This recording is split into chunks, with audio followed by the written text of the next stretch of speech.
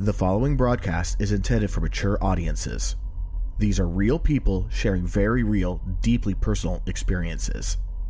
This content may be considered triggering for others and for those who are sharing. The chat room is a privilege intended for discussions and sharing. You are not being asked to agree, but you are being asked to stay civil and refrain from personal attacks. Listener discretion is advised.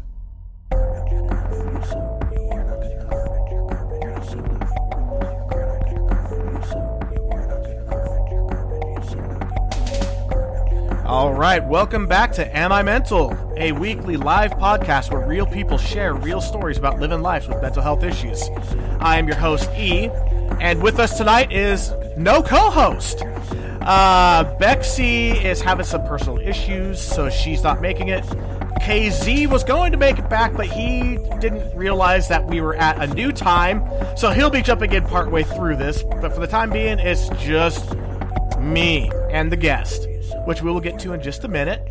As we do with every episode, when we start out, we got to pay the bills. So if you love what you hear, share these episodes with other people. Especially if you have an episode that you think will resonate with someone, share it with them. You never know. It could save their life. We've had some reports of people having decided to stick it out and fight through their issues and get help, as opposed to ending it after listening to some of our episodes, which honestly, we are eternally grateful to hear of that. And if we never hear it again, this podcast still, to me, is considered a great success. If you want to help out in other ways other than just sharing, we have a donation page at amimental.net/donations. You can donate a number of different ways, and we also have merchandise from Teespring, which I have dropped the prices down for the holidays to where we barely make anything off of it. And compared to what the average prices are, we are well below what most people charge.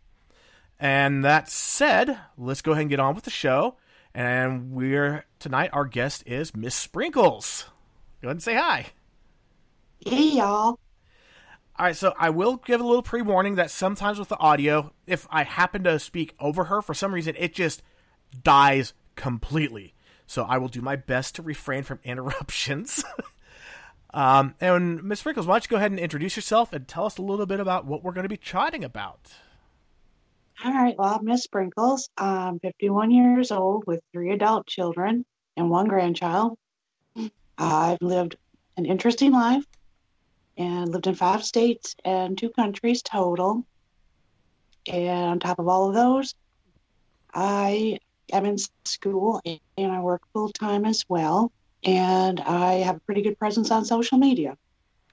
All right, so why don't we go ahead and start with your social media if you want to go ahead and share that. You don't have to if you don't want to, but if you'd like, you kind of hinted at it. All right, well, because it's something that's really actually important to me right now. Oh, and that is, I'm Miss Sprinkles, and I'm on Twitter. I have almost 17,000 followers right now. And I try and push the boundaries sometimes and keep it fun and lighthearted. I say I'm a shameless flirt, and well, I am. I'm a shameless flirt. But I know when to stop when someone needs help, and I know when to talk to them, because I do have a degree in psychology, and I also am going to school for my master's to be a therapist. Fantastic. And did you happen to plug your Twitter feed with your episode tonight? No, I didn't. I meant to, but I had to take my stepdad to the VA, and that was a lovely 6-hour trip today. And I worked 8 hours. I am. Ouch. Well, I mean, you could always, send a tweet now if you wanted. Well, I think I could just do that. Maybe get a few of your followers to listen in. If you want, I could send you a link to our podcast that's running right now. I think that would be great. All right. It'll just take me a minute to get that for you. And it's going into your chat right now. There you go. All right. So while you are doing that, what is this group that you do? Like, what is you have 17,000 followers. Holy shit. The best I ever got on Twitter was about 5,000, and then I get, suspended. Get another 5,000, get suspended. Get another 5,000, get suspended, and now I can't even get back on. Well, I think part of the reason I get so many followers and I haven't been suspended yet is because I'm nice to people. I don't get into any of the drama. I don't get into any of the crazy stuff. I'm just nice to people. And I lost that link somehow. Oh, no. I can send it again. There we go. I'm sorry. I'm a shameless. Hey, we got to get this out there. You never know. Someone in your follower. Happy. Yeah, one of your followers might be struggling, and this might help them. You never know.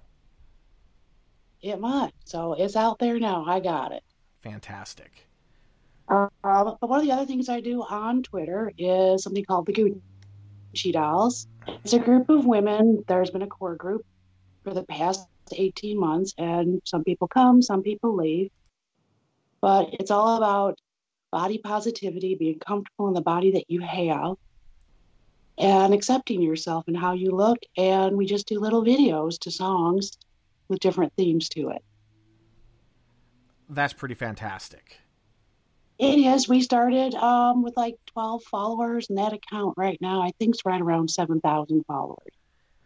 I remember seeing a couple of those videos, just before I got permabanned. But yeah, no, I did enjoy what I saw. It's like, I don't remember any specifics of the videos. I just remember going, hey, this is kind of cool. We did one recently, one of my favorite ones, where we did all of our scars. We sent in pictures of different scars on our bodies and how we accept them as part of who we are. And whether it's mental scars or physical scars, that's what you do. You accept yourself and you learn to live with them and be a better person. Please tell me you've heard the song Scars to You're Beautiful. That's actually the song we used for that video. Fantastic, because that's exactly what that song's about. Exactly. And we said that. We said, well, let's put a video out. And when we do special videos like that, they're not pre-planned. Sometimes it's 9 o'clock on a Friday night, and we're like, let's put out a video Saturday morning. Okay. And we put it all together, 30 of us, in less than 2 hours, and put it out there. That's incredible. I mean, I do video editing as a hobby, and I could just say wow, 2 hours? That is fast. It's a lot. My other favorite one I've ever done is when we did 22 push-ups. I got 22 people to each do one push-up, and then I threaded all those videos into one video. Nice. I think I did that in about a day and a half. Didn't do anything else for a day and a half, just that, but I got it almost perfect. Yeah, it takes some work. I have an old Mac that I used that to do a video for my wife's 30th birthday. It took me, I thought, hey, this is, I work for a company that does video editing. I just supported the software. I didn't actually do it, but I caught some stuff, here and there, and just kind of figured it out. I was like, I know what I'm doing. I should be able to put together a video in just a few hours. No. It took me 3 days, and because it was a surprise for my wife, it was, she worked graveyards 3 nights before her birthday. So I would wait until she left. Then I'd go out and I'd get my video footage that I needed, come home and start editing. And then about 15 minutes before she got home, I would shut everything down, go to bed. Sleep as long as I could, which would only be a couple of hours because then the puppy would need to go outside. And I would go and take the dog out and let her sleep. And then I'd sleep on the couch holding the dog's collar. So if she needed anything, I'd wake up. And then just rinse and repeat. And by the time her birthday came along, I was dead to the world. She thought I was coming down with the flu. And she was like, you don't have to come to the birthday party if you don't want to because you look like crap. And I'm like, we're doing this. In the end, the video caused her to laugh. It caused her to cry. It caused her to hit me. It did everything I was hoping it would. That's the most perfect video there is. That as long as it brings emotion, that's what you want it to do. Yeah, so when I hear people that say that they can edit videos pretty quick, I'm impressed. Obviously, I have a much better Mac now, and I could probably pull that video off that I was working on in about 10 hours, is what I would predict. That sounds about right. I do most of our videos. Take about 10 hours. We do 2 a week, sometimes 3, and I'd say from beginning to end, especially if I have to edit pictures before I make the videos, I will spend 10 to 15 hours per video. And they say something like for audio editing, for every like hour of audio, it's 2 hours of editing. And for every hour of video, it's 4 hours of editing. Which, I guess if you're just kind of slapping things together with templates, sure. But if you're really trying to make it as unique as possible, I would say probably every 10 minutes of video is about an hour worth of editing. I would say I would agree with that, which I'm so glad right now Twitter only allows 2 minutes and 20 seconds. Or I'd spend my whole life doing this. I have to figure out how to make money from it. So, but I do this, you name it. And so the whole Gucci doll say, what is the purpose behind it? Like, why are you doing this? The whole purpose was so that we could find confidence in ourselves, body positivity, being positive for other women. And that doesn't always be perfect because you get a group of women together and there's always going to be some drama involved. Sometimes they just want to drag you into other drama, and it's really hard to keep that even keel. But you do the best you can. Right. But it's to empower women to be positive and confident about themselves more than anything. And I know you already said that. I just want to make it clear to everybody in case it got lost. All right. Yeah. And we do it for fun. We don't make any money off of it. I spend a lot of money on it, but it's worth it to me. Because sometimes when I get one of those ladies come to me and say, thank you so much, I never felt beautiful until now, that's all that matters. That is awesome. I mean, seriously, that is awesome. Well, thank you. And I'm sure that there's also some guys out there that probably can watch the videos and also go, you know what? Because, I mean, guys get scarred up, too. They can be ashamed of their bodies. They can be body shamed as well. You know, it's not a... They do. We do men's videos once a month, and we get more men asking to be in them than we do women any day of the week. And we just recently started solos for men. A whole 2 minutes and 20 seconds of just them. That's awesome. That's very awesome.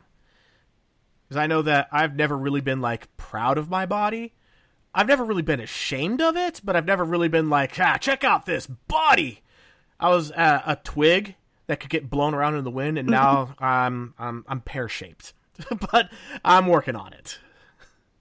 Well, I'm round, because round is a shape, and I'm on 2 toothpicks called legs, so it works. Yeah, like I said, I'm pear-shaped. It's a shape.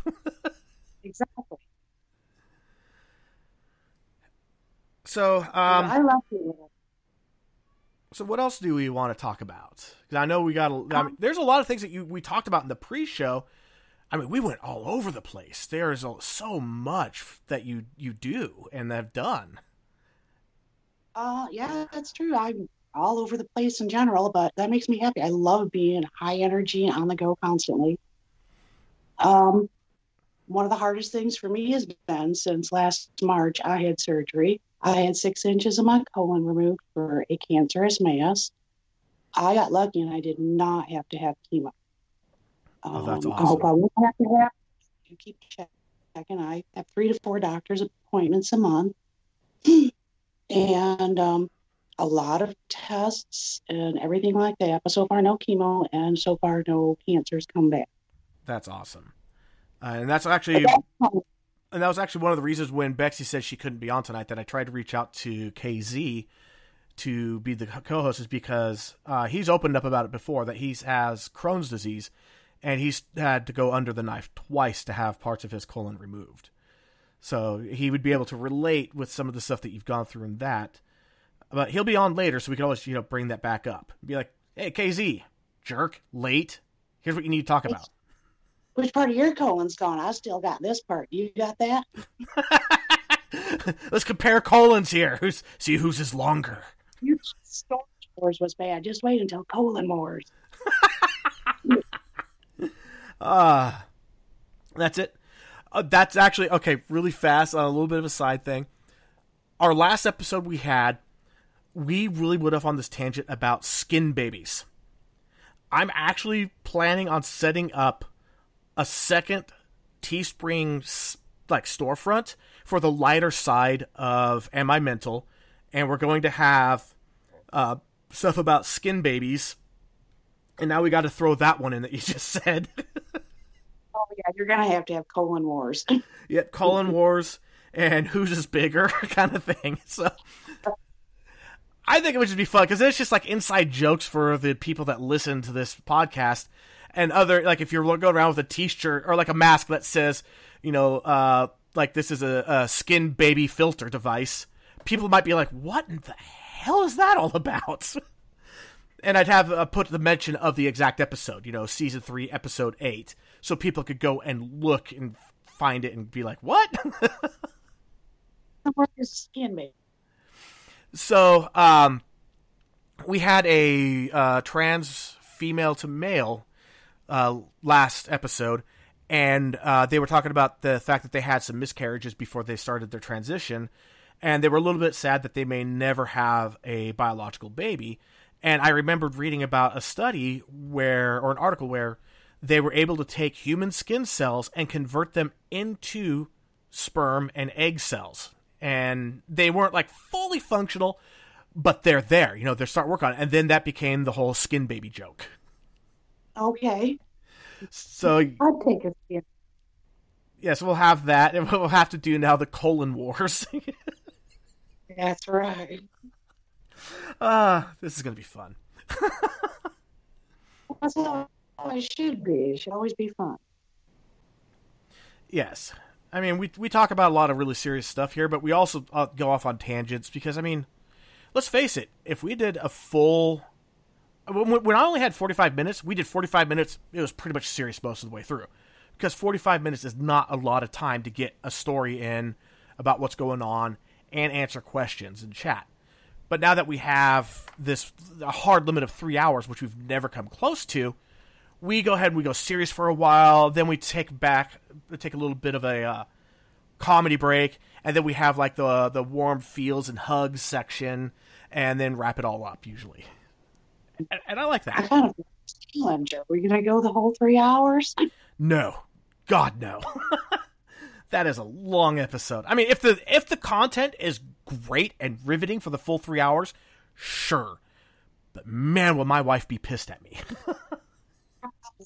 I don't have a wife or a husband, but the cat might be kind of mad. Yeah, my kids will be mad because it'll be Mama giving them the bath, and they really like it when I give them the bath because I make the funny voices. So there you go. Yeah, that's just the best thing. Yes. So, if you back don't mind, to my, yes, I should say this part of my feeling. Yeah, we were talking that I'm just so sad it's no longer with me. So, like, oh man, we keep interrupting each other. Go ahead, go. I will say it caused a lot of problems in my life. It caused a lot of different changes in my life. And it was right when COVID was starting. So that was just kind of crazy too. Because I spent a week in the hospital after that surgery. And everyone came in completely masked up and gloves on. And I was high on morphine. I was higher than high on morphine. And it was just surreal. Completely surreal. And that kind of messed with my head for a little bit. And just all the changes I've had to do. When I came out of that surgery, I could not eat regular food like a normal person anymore. I was reduced to white bread and rice. That's not a very good nutritional diet. And I was just constantly sick all the time. Yeah, and my diabetic ass would not have survived that. Well, I have diabetes too, so it wasn't doing well.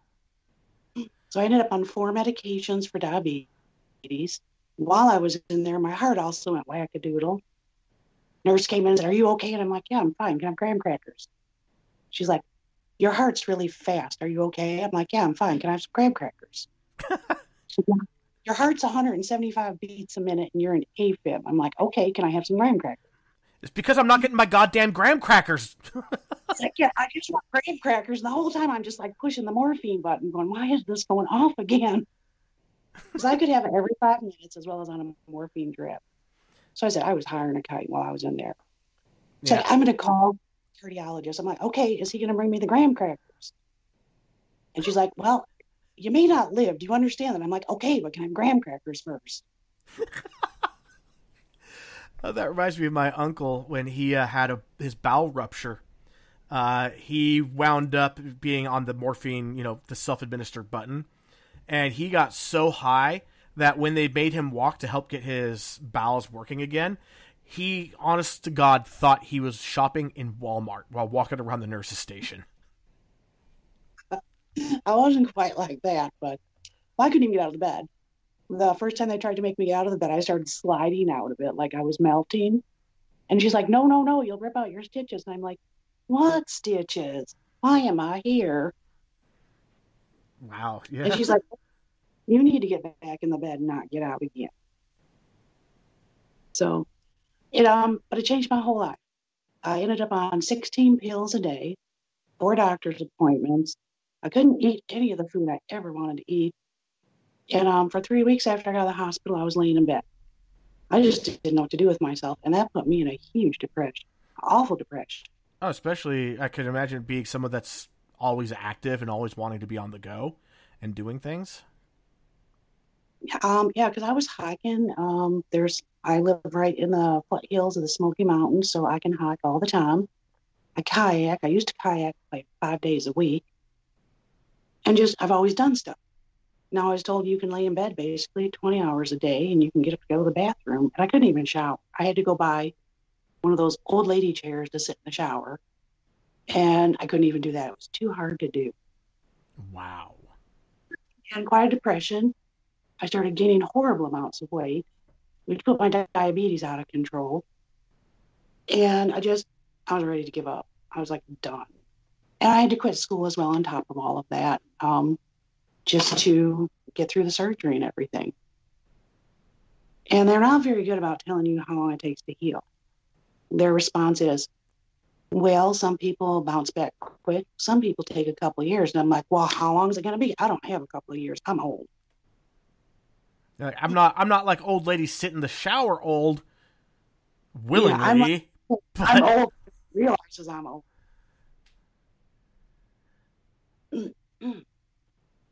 Wow. So, but I'm getting through it. It's been 7 months now. I've started eating more foods finally.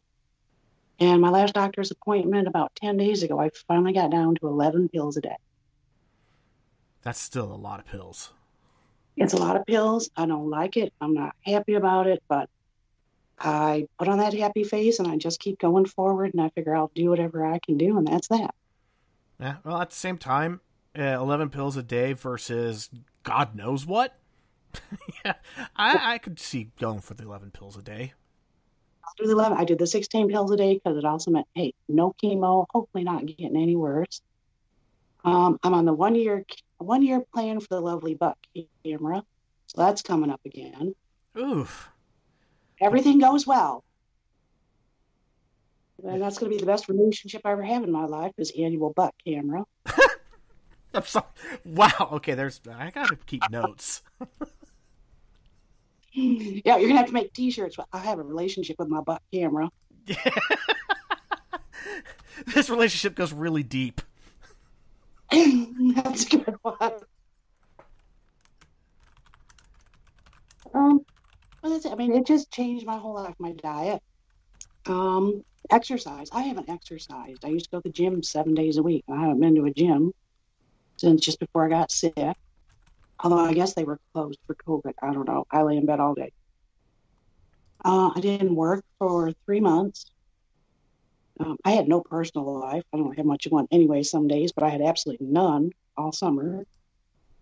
Even cooking. I can't even cook food. Just having to cut skin off of all my vegetables. I can't eat leafy vegetables. I can't do this. I can't do that. Right, For someone who loves... I was going to say, let's dive in a little bit about that whole skin. Because like when you first said you couldn't eat anything with skin, my first thought was, oh, so like chicken? And then you went way beyond that, and I was like, holy shit. I'm sorry, my French. I'm sorry, but seriously, that was my gut reaction. I know I didn't say it at the time, but that was my gut reaction. I couldn't eat grapes. I couldn't eat strawberries. I couldn't eat potatoes. Anything with a skin on it.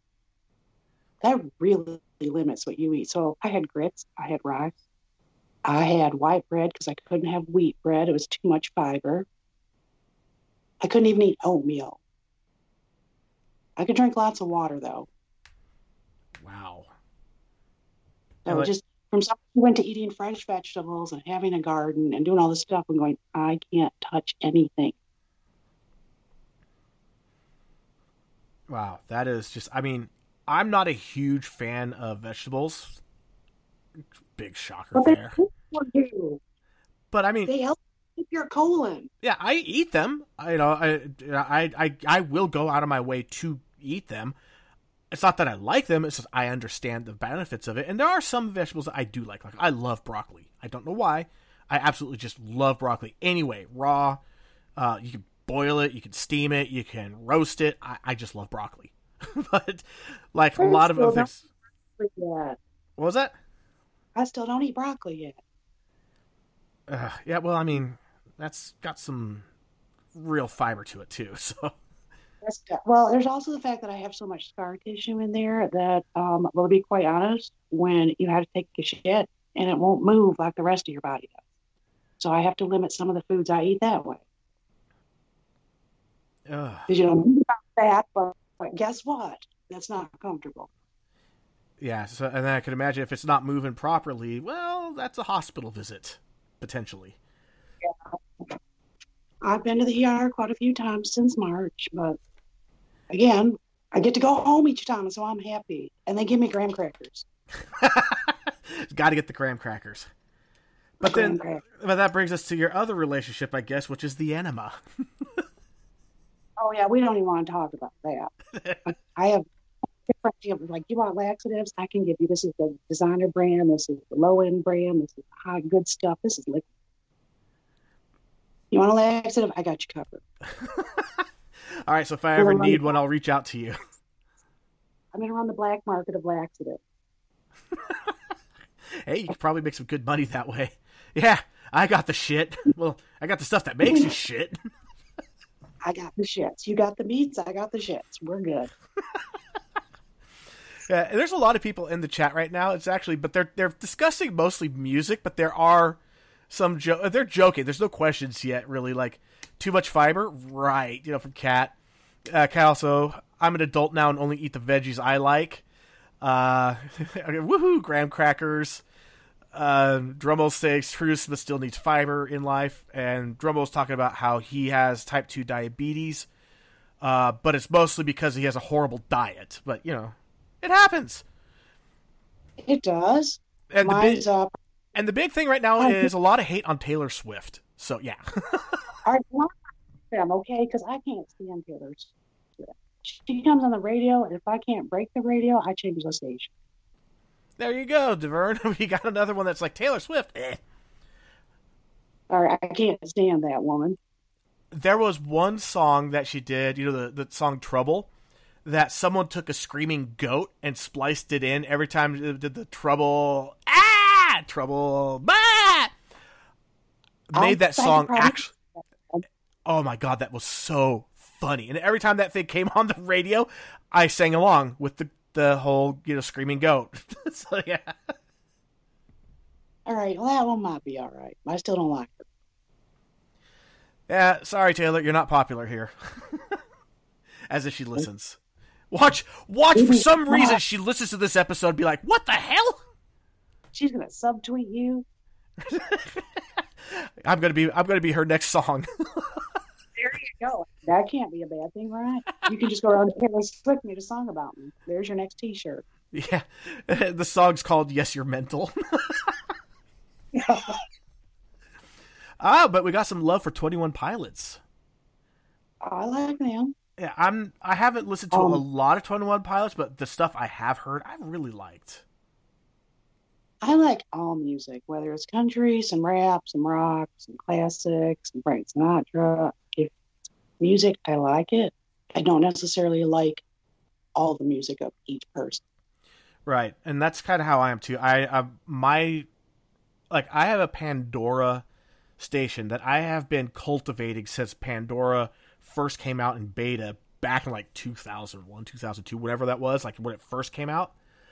And it will go from classical to hard metal to country to classic rock to Latin to jazz.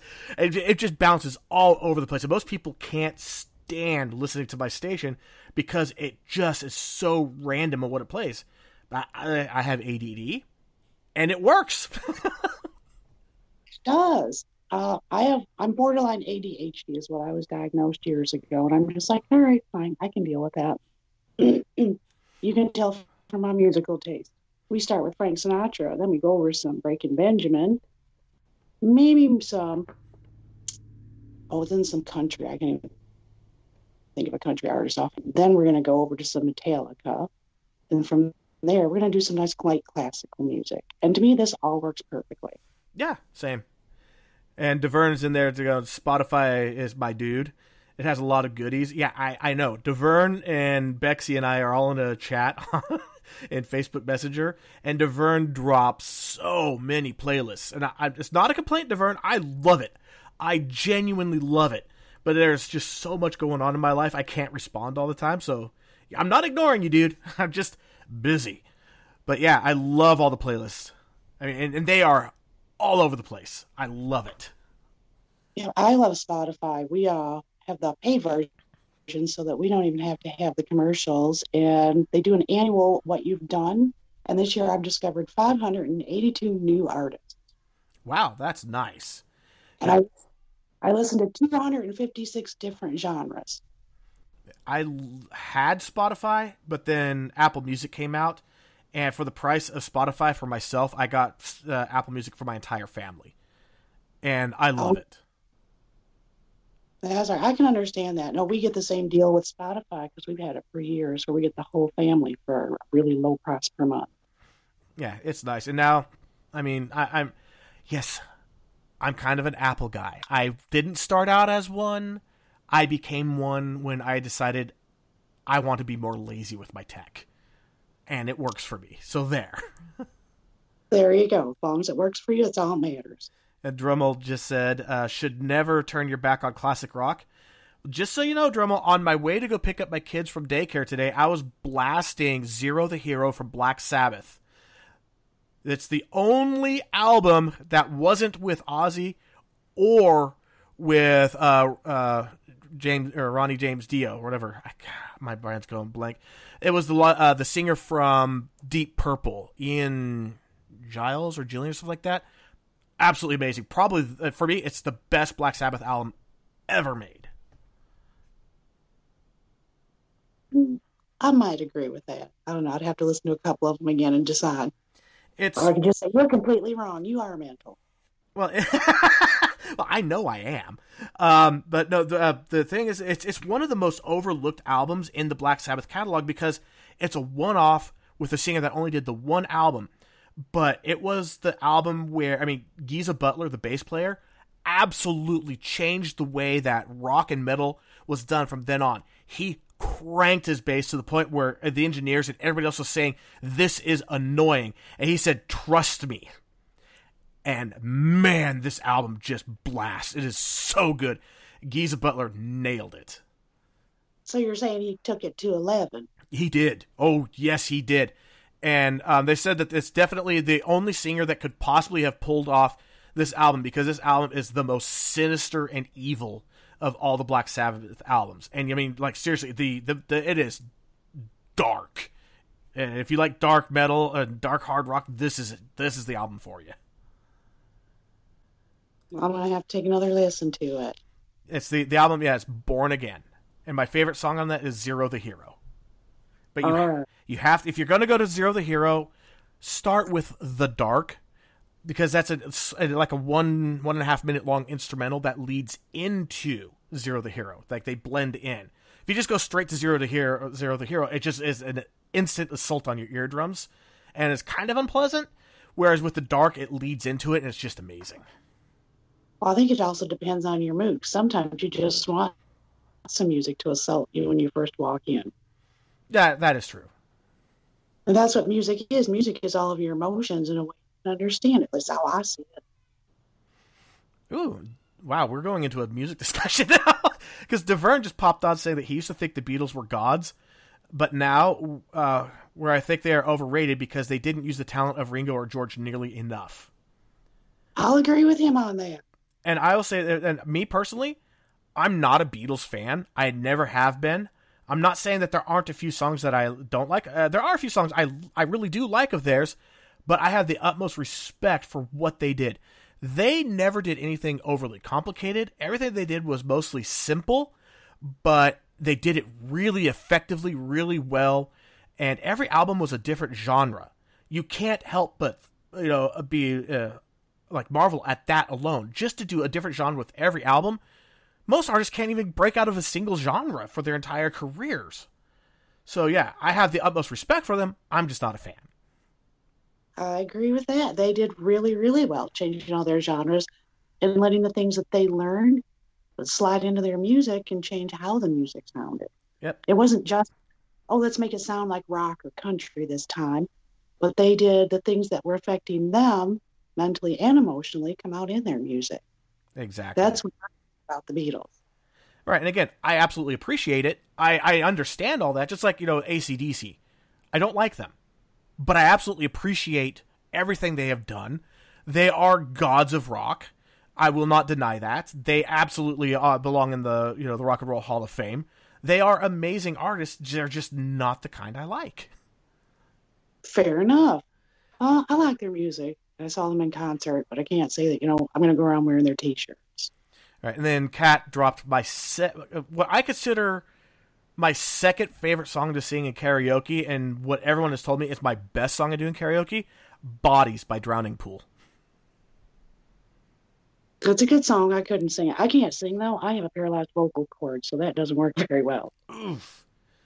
Yeah. And that was from another cancer thing about 12 years ago when I had to have my thyroid removed. Oh, wow. So, since we're back, that was a good segue back into the whole thing with the cancer. Like, I mean, seriously, you are always on the go. You're always kayaking. You're always doing all that stuff.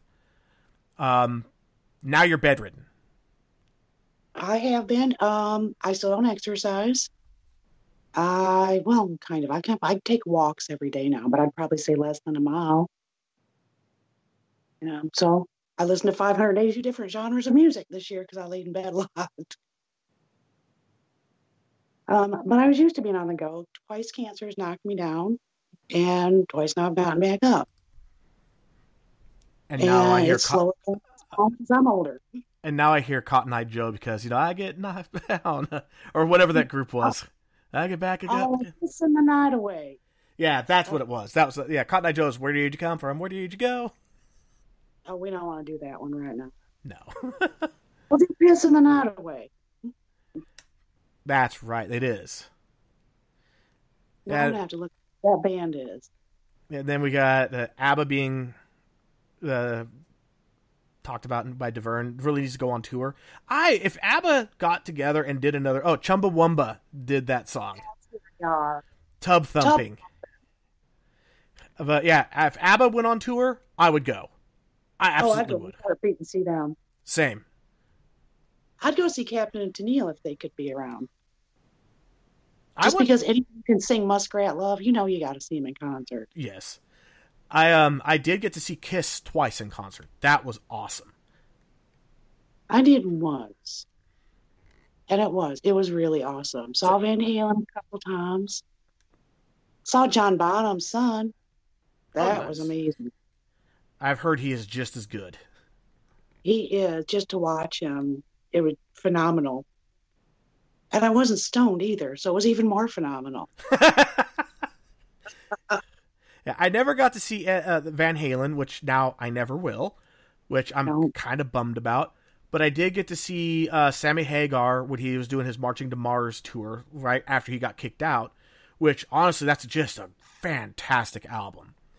And it was great to be able to see him. I've seen Nine Inch Nails twice. That's my favorite group. I got to see Soundgarden, I got to see Aerosmith, and I got to see Saliva. I haven't done a lot of concert going, but that's pretty much it. I used to go to them all the time when I was younger. Once I got married and had kids, we never went to concerts. And I don't go to them at all anymore. So. Yeah, I was taking my kids to the concerts. Like, not going to lie. Went to go see, it was Def Leppard and Kiss. And while I was sitting in the green at the amphitheater, I saw that Soundgarden and Nine Inch Nails was coming to town, and I looked at my schedule and saw, hey, I'm off that day. And I looked at my bank account, and I bought the tickets. As soon as I got the confirmation that I got the tickets, I then texted my wife and said, hey, Soundgarden and Nine Inch Nails are coming to town on this day. I would like to go, and I'd like to take my daughter with me. Is that okay? Soundgarden is a bucket list band, and Nine Inch Nails, of course, is my favorite. And she was going to nursery school at the time, and it took a little while. She said, okay, I guess that's okay. I went, thanks, and sent the receipt. And she went, wait, this is timestamped before you said anything to me. I'm like, I know. I wasn't supposed to notice that part. I was like, because it's easier to ask forgiveness. There's permission every day. I do that at work all the time. And Kat's never been to a concert. Really? We got to fix that. Oh, yeah, gotta fix that. You know what? If they have Bonnaroo, he's got to go to Bonnaroo. Nice. DeVern actually got to go see Tom Petty and also got to see Foo Fighters. I'm not a big... Again, Dave Grohl, the person, freaking amazing. He's also a fantastic musician, excellent sound engineer, mixing artist. The dude is top tier. Don't like Foo Fighters. I can understand that. I'm trying to remember who the band was I saw. I was in Seattle for a while, and it was before they got signed. Pearl Jam, that's who it was. Used to go watch them in their smaller venues. I think they were phenomenal then and amazing. Hearing about what their concerts were like once they got famous, it didn't sound anything like what they used to be. Yeah, I like seeing the smaller places. That tends to happen. Lennon saw the Blue Man Group and Weird Al. God, Weird Al's on my bucket list, and he performs every year at the fair. Not I'm in the Sacramento area of California, and we have the state fair, but there's the Placer County Fair, and he's there every year. I wanted to go this year, thanks COVID. Yeah, COVID's screwing up a lot of stuff. Yeah. I saw Weird Al years and years ago at Harpo's in Detroit with the man who then became my husband because he loves Weird Al. Thank God he didn't want to name one of the kids that. I say that because our kids are named for musicians. Nice. Daughter is named Vaughn from Stevie Ray Vaughan, and our son is named Nigel from Nigel Tufnell, Spinal Tap. Nice. Yes, because it always goes to 11. Yes, it does. And his ADHD sometimes goes to 11 times 11. Yep, and then Drummel just said, I've heard some bad bands and concerts, and it ruined it for me. Hey, you got to make sure you go to a band that actually has live talent. Not all bands do. Some are just studio talent, thanks to the sound engineers. Mm-hmm. There's this little trick called dual tracking. Can take even people who have no singing ability and make it sound like they can sing like an angel. I need one of those in my daily life. Yeah, cannot dual track live, which is why they sound like poo. Interesting little story too, just really fast before we get back to your story, because we got to get back to your story. Saw a thing, it was on YouTube a while ago, where they took the microphone feed from performers while they were live and isolated it so you could hear how they sound without any cover of music, backing singers, effects, or any of that. And it was surprising on some of the people who could really, really sing, and those who are just awful. Taylor Swift, awful live, absolutely awful. She couldn't carry a tune in a bucket. Mariah Carey is awful live, which blew my mind. And as much as I wanted him to be awful, Justin Bieber sings like a freaking angel. The dick. Doesn't matter. I'm still not going to go see him. Right. But I mean, at the same time, how did he get famous? Singing on YouTube videos with nothing. So the dude could sing. And he still could sing. He could sing amazingly. I just don't like him. I'll give him that because he does have a decent voice. I just can't stand him or his music. Exactly. But not as much as I can't stand Taylor Swift, because I don't care if someone bought the tickets and paid me the money, I still wouldn't go. But of course, the greatest singers of all time, Milli Vanilli. Oh, no, I'm sorry. I'm just not feeling it. It's kind of like Vanilla Ice when it first came out. That Ice Ice Baby was the very first song I ever did in karaoke. I'm not sure if we can be friends anymore. All I did was rap, and then I discovered I could sing. First song I sang, Pour Some Sugar on Me. All right, that's redeeming. So we'll just let it go now. That's right. I'm a music snob. Oh, so am I. Deverne was just saying, I assume that autotune is cheating and not a cool effect. Or asking that. I mean, lip syncing isn't the best idea, but sometimes it's why I get why they use the extra recordings to improve it. I think that autotune is cheating personally, but I mean, in the studio, when you're trying to produce the absolute perfect album, there's always going to be a little light autotune to get, like, because I mean, if you don't know a lot about music, you know, you have your half steps, but you also have what are called like cents, which are just the most minute change in tone, where even professional singers, it's like even the best singers, they still are just ever so slightly off key, and the autotune comes in and just nudges it 1 or 2 cents, sharper, or 1 or 2 cents flatter, in order to make it absolutely perfect. I don't consider that cheating, because you wouldn't, without a perfectly trained ear, you wouldn't hear it anyway, if they were live without the autotune. But then there's people that's all they use is autotune. Yeah, if that's all you use, you need some help, and it ain't with that. Yeah, Kesha. I think Kesha's a great person. Like, seriously, she's a health fanatic. She's done with the partying stuff. She's become just this awesome person. Can't stand her music. Yeah, all right, fair enough. I like a couple of her songs, so. Whereas Lady Gaga, I hated at first, and now I'm a huge fan. She is an amazing person. She's a brilliant singer, especially jazz singing, and I get it. She wanted to cash out, so she went pop, and she cashed out, and she had the talent and the ability and the know-how to do it. And now what's she doing?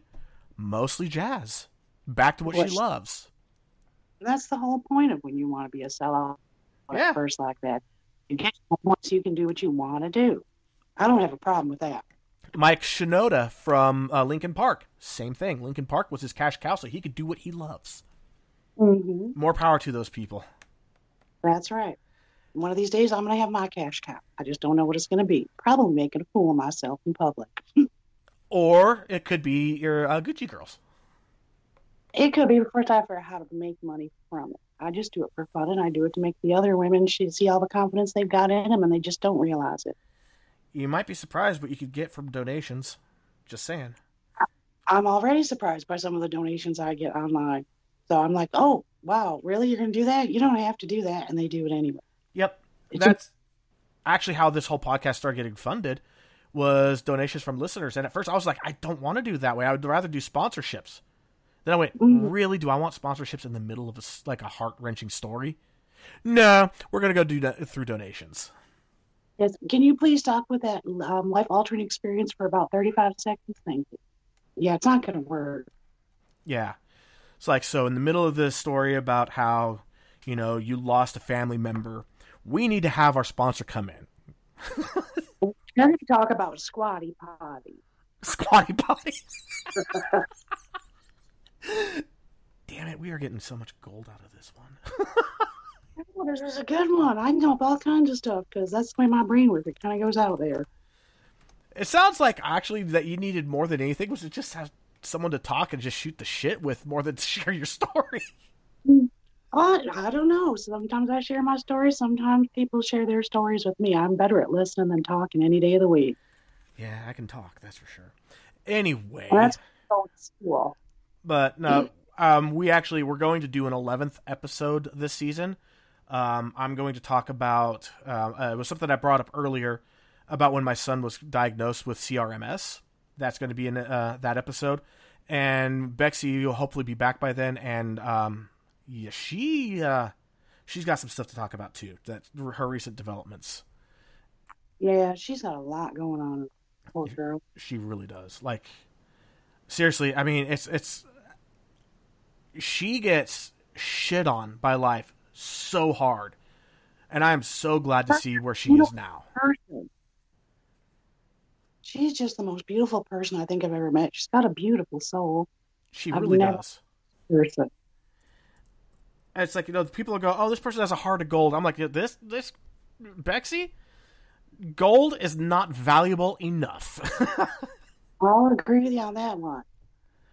She's just, I've never seen anyone who's so willing to give so much more just about everything that's going on in her life. And she's like, let me go find a little bit more to give to you. Right. Like, she's suffering from COVID-19 and she's still trying to help people. It's like, yo, take care of yourself. It's like, we're a bit terrified that you have COVID-19, you have Hashimoto's disease, you have diabetes, you are so high risk right now. Take care of yourself. Stop helping people, please. I know. And she's like, well, I can't do this and I can't do that. And I feel this awful. But here, can I do this for you? And let me talk to you because you need someone to talk to. Yep. And I've talked to her quite a bit, through this whole thing. She's definitely feeling better now. But there's that other part that I can't share. That's her story to tell. Right. I understand that. I know her because she happens to be a Gucci doll. Yeah. Yeah, she does. On top of everything else. So, do you normally have depression or any other mental health thing, or did this just kind of happen because you got stuck not being able to do the things you love? I think I'm depressed right now because of that, but it's always been a part of my life. When I was a kid, I lived with my dad, and he had really bad PTSD. I grew up with that, so I always grew up being on edge because I never knew what was coming. I think that affected how I did a lot of things in life. I can imagine that gave you high anxiety and could possibly even give you PTSD yourself, just because you're like walking among eggshells. In a way, my dad had done 2 full tours in Vietnam, and his last tour, he was a tunnel rat. That one really messed with him bad. I mean, I can't think of anything more terrifying than to be a tunnel rat, honestly. Like, seriously, there's nothing I could think of worse. I couldn't even imagine how, and he told me all his stories, so I got to hear all that as a kid, which was way too much for a kid. I mean, I would think that it'd be less terrifying to be walking around through a minefield, poking a stick into the ground, and I think that would be less terrifying, honestly. Honestly, I agree with you. I think, and it's something I'd probably rather do. It was tough living with him when I was young, and we were always on edge because you didn't know what he was going to do, and I never knew if he decided we had to go hide from the enemy, because we did that a lot when I was a kid, and I didn't like that. But it made me anxious, and it always made me worried about having to be perfect. So I always try to be the perfect person, and that makes you anxious, and that brings on depression when you can't be perfect. Oh, yeah. So I've battled with it all my life. I have been on medication. Right now I'm not on medication this time, so I'm really happy about that because I really don't need to add any more pills into my life. Yeah, you just went from 16 to 11. I'm sure that you'd like to get that number lower. Yeah, my goal is to get down to like 3 pills, and maybe one of them's a vitamin, but it's probably going to be at least another year for that one. I do go to therapy. I talk to people online when I need to. And a lot of times, I just don't get too involved with stuff. I try and keep it as light as possible because I know if I let something affect me, I'm going to go downhill fast. I can respect that. And that's hard to do because in my job, I work with developmentally disabled people. I work with physically disabled people. And I can't be stuck in my own depression, cycling down when I'm trying to help these people just get better. And which is kind of funny when you mentioned that because during our pre-show, I had no idea who Miss Sprinkles was. This was, set up by Bexy. It was like, I kind of remembered the name from Twitter, but I didn't really follow much. We were kind of different worlds because I was very much into the political combating and philosophical debates, and you were definitely a lot more lighthearted stuff and more of the body positive stuff. Redhead over there in crazy Twitter. Yeah, I went headfirst into crazy Twitter, and I went wrestling in the mud, and I'd come out filthy and love it. But what was funny is when you started mentioning, where you had lived and where you worked, I was like, do you happen to know this person? And I did. Turns out I know people you know. Yep. And it turns out not only that the person that you know is married to one of my best friends from high school on, and we still talk all the time. So that's crazy. Yeah. Meanwhile, you're in the Smoky Mountains now. I'm here in on the West Coast, worlds apart basically. But damn, that world got small. It sure did quick. I just went from one set of mountains to another. I love mountains. I just can't live in them anymore. I don't think I could be away from them. I love them too much. I miss those ones out in California. Well, I don't miss wildfire. Yeah, no. Oh no, my daughter's knocking at the door. She doesn't understand. Come on, wife. Okay, they got her. She got her. Yeah, no, I mean, again, I love mountains. Where I'm at, I can see the Sierras, which is nice, and I can see them get snow, which is really nice. Oh, come on.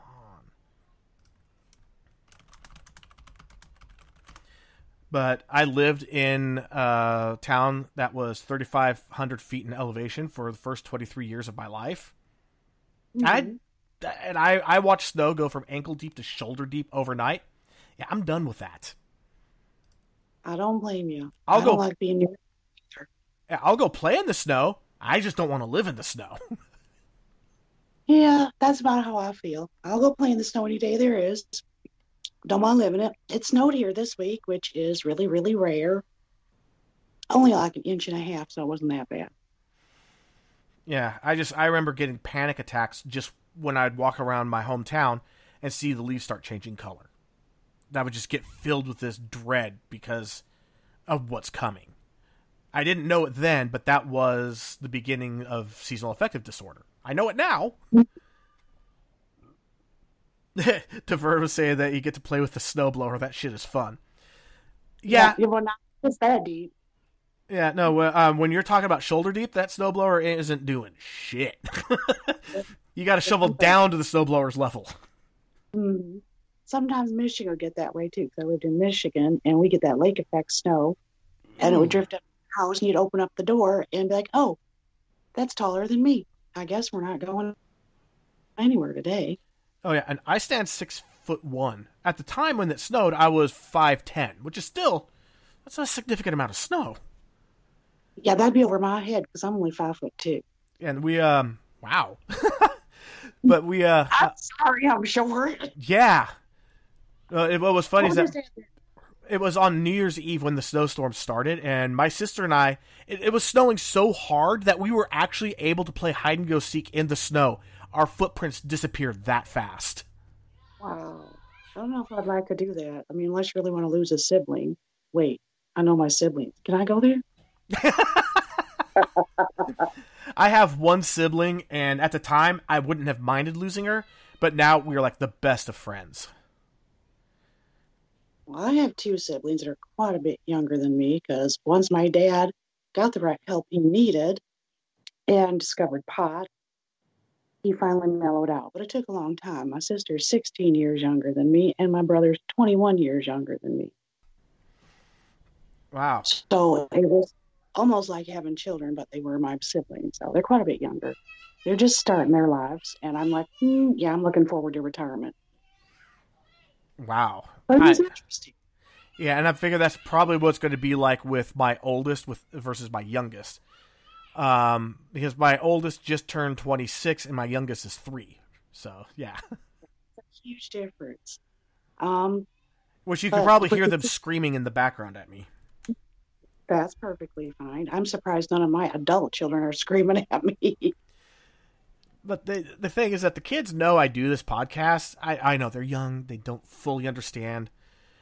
I can't wait to get my office ready. Like right now I'm trying to get it carpeted. I need to get it painted. There's a lot of work I need to do in my office to get it ready for being a sound studio.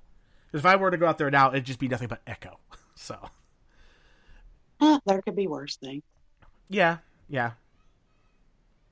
And Kat was just talking about, the wildfires in California. And there's one that's northeast of her right now, but the Santa Anas are blowing it her way, which the Santa Anas are just the devil's wind, I swear, especially this time of year. They are, yeah. This is the bad. Well, usually it's supposed to die down right about now. Yeah, it used to. Yeah, that's true. It's technically fire seasons all year long now. We begin the California monsoon season on New Year's, so we are coming to the monsoon season. All right. Yeah. See, I don't know. It was snowing the last time I was in Reading. That we snowed that winter, just before the fires, and then I moved. Yeah, those things are pathetic too. And Reading doesn't get a lot of snow. Reading is a freaking oven, though. Holy hell. Oh, Lord, that thing is like 112 degrees some days. And it's like, oh, my God, I'm supposed to get out and go walk to work and go walk to this house without air inside of it. Because I work child welfare, you know. And you'd like be in your car, it's nice and air conditioned, open up the car door, and it feels like opening up an oven. It's stepping right into it, and then you go into a house that has no air and you can't breathe, and you're just trying to make sure children are safe. That was another thing that was really wild and crazy. So when you were doing that kind of stuff, I mean, how did that impact you? Like seeing, like, say, the living conditions, seeing how these children are being treated, how they're behaving. Because I'm sure, I mean, you seem like a very caring individual, and I can't imagine that it didn't impact you.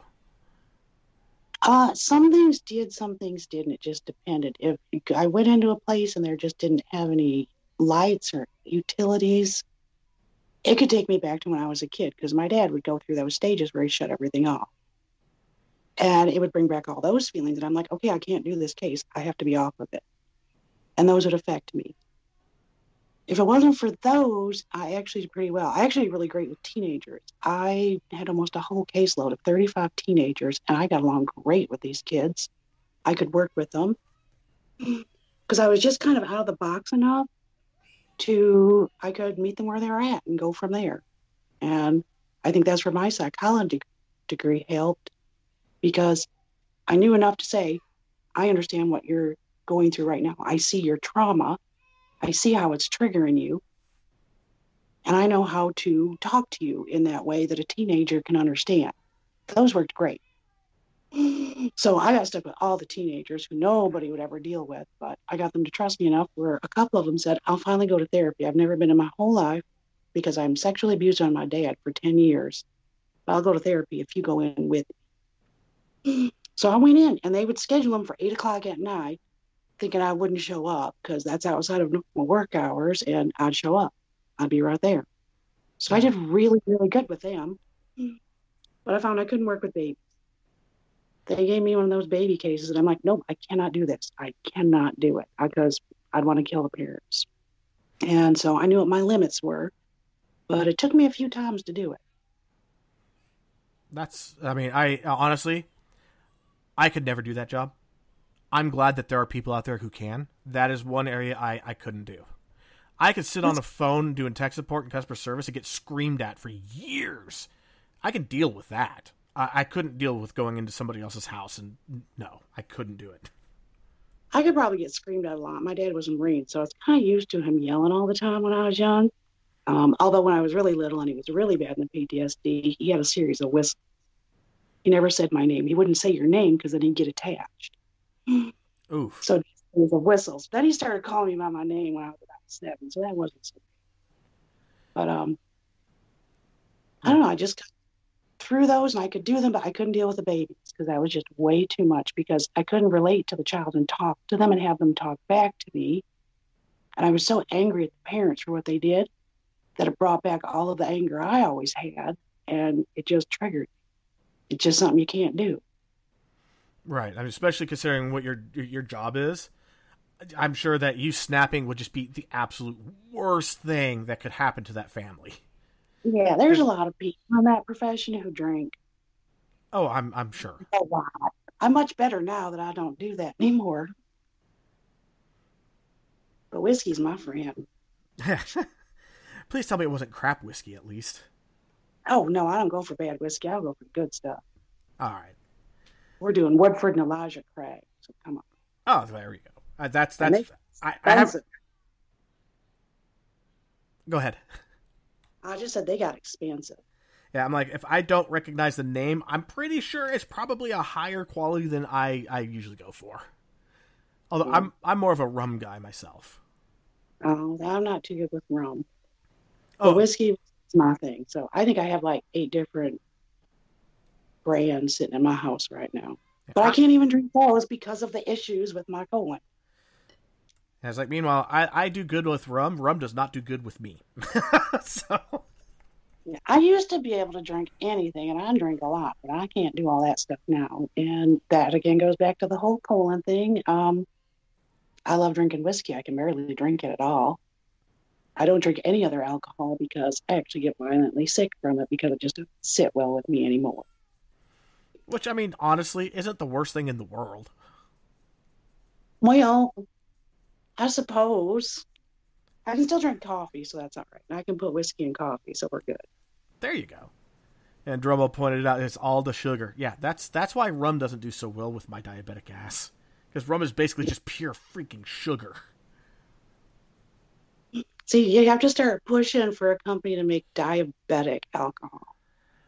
But, I mean, alcohol itself is a sugar. So that's the problem.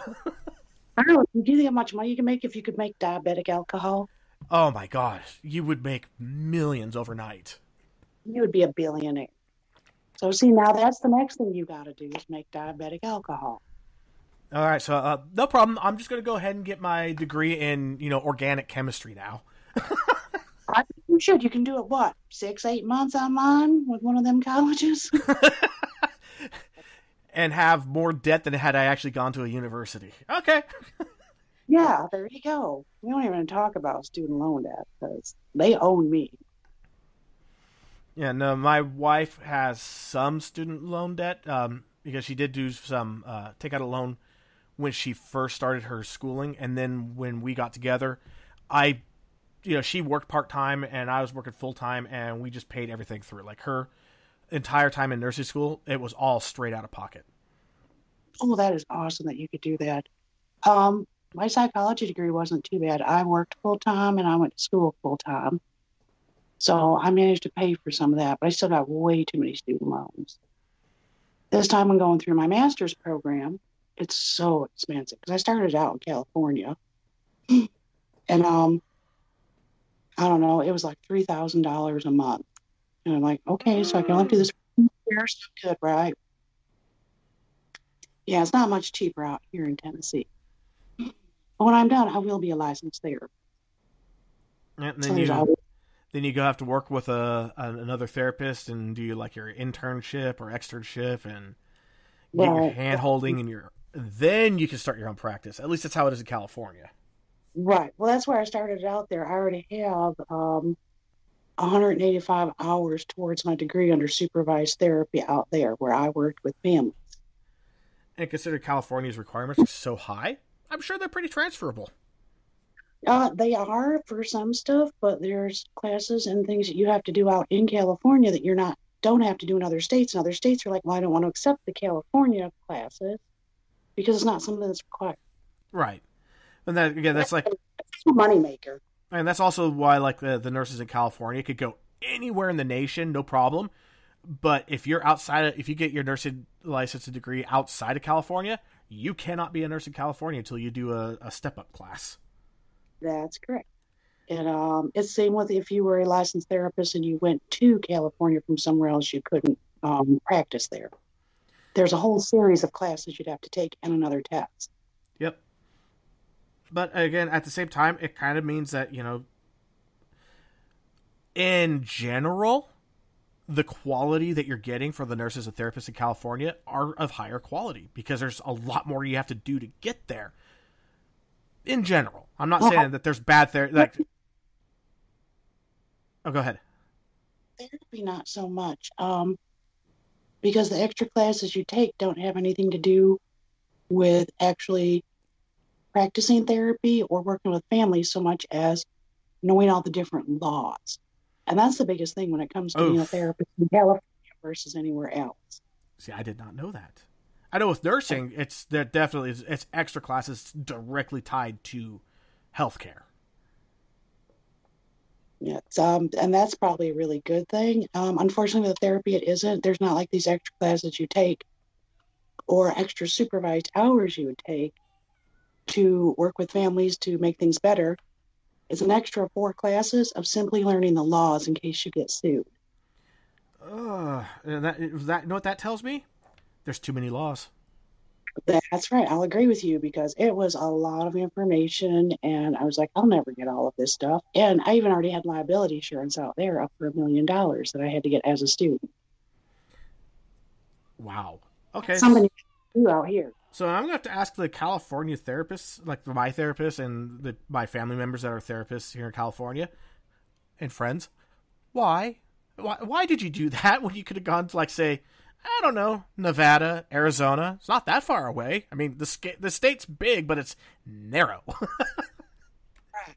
But if you do that, then you go back into California, you can't practice because you have to have the California. You're right, but I'm just like, go practice where there's less laws. Yeah, or go to Colorado. They don't require certain therapists to even be licensed. I don't know if I trust them, but... Oh, I'm going to have to ask my Colorado friends, hey! Yeah, each state's different, and it makes it kind of hard when you want to go from state to state. I know nursing's a little similar, too. You have to get licensed in each state. Yeah. Each state has certain rules, and some states say, okay, well, you can come here, but you still got to take classes. Yep. It's kind of crazy. But at the same time, you know, that's kind of the point of being a republic, is that each state is supposed to govern itself. I get that. True, but there are certain things that I think could be across the board. Like when you're a doctor, I don't think you have to take extra classes to go practice in a different state. You might have to get licensed in that state and take a test, but not take more classes. Right. And that would make a lot of sense, you know, have something kind of standardized across the board. Right. Because if it's not standardized and you don't take the same classes in each state, which I don't. In Tennessee, I don't have to take some of the same classes that I would take out in California to be a therapist. And not all but just the law classes, but just the required classes to get the degree in general. So not just those legal classes out in California, but some of the other classes I took, they're worthless here. Because they're like, yeah, well, we just don't care if you know that or not. Then again, Tennessee's really weird. I'll take your word for that. Most of their colleges that offer degrees to therapists are Christian colleges, and they're all going to have a very conservative Christian view when it comes to therapy. So I'm sure you can figure out what that means here compared to California. Not to be overly offensive, but hey, there was that trigger warning at the beginning of the show. That's right. Are you talking about things like pray the gay away? Yes, there's Pray the Gay Away. It's very hard to find any help for LGBTQ. Do I have all the letters right?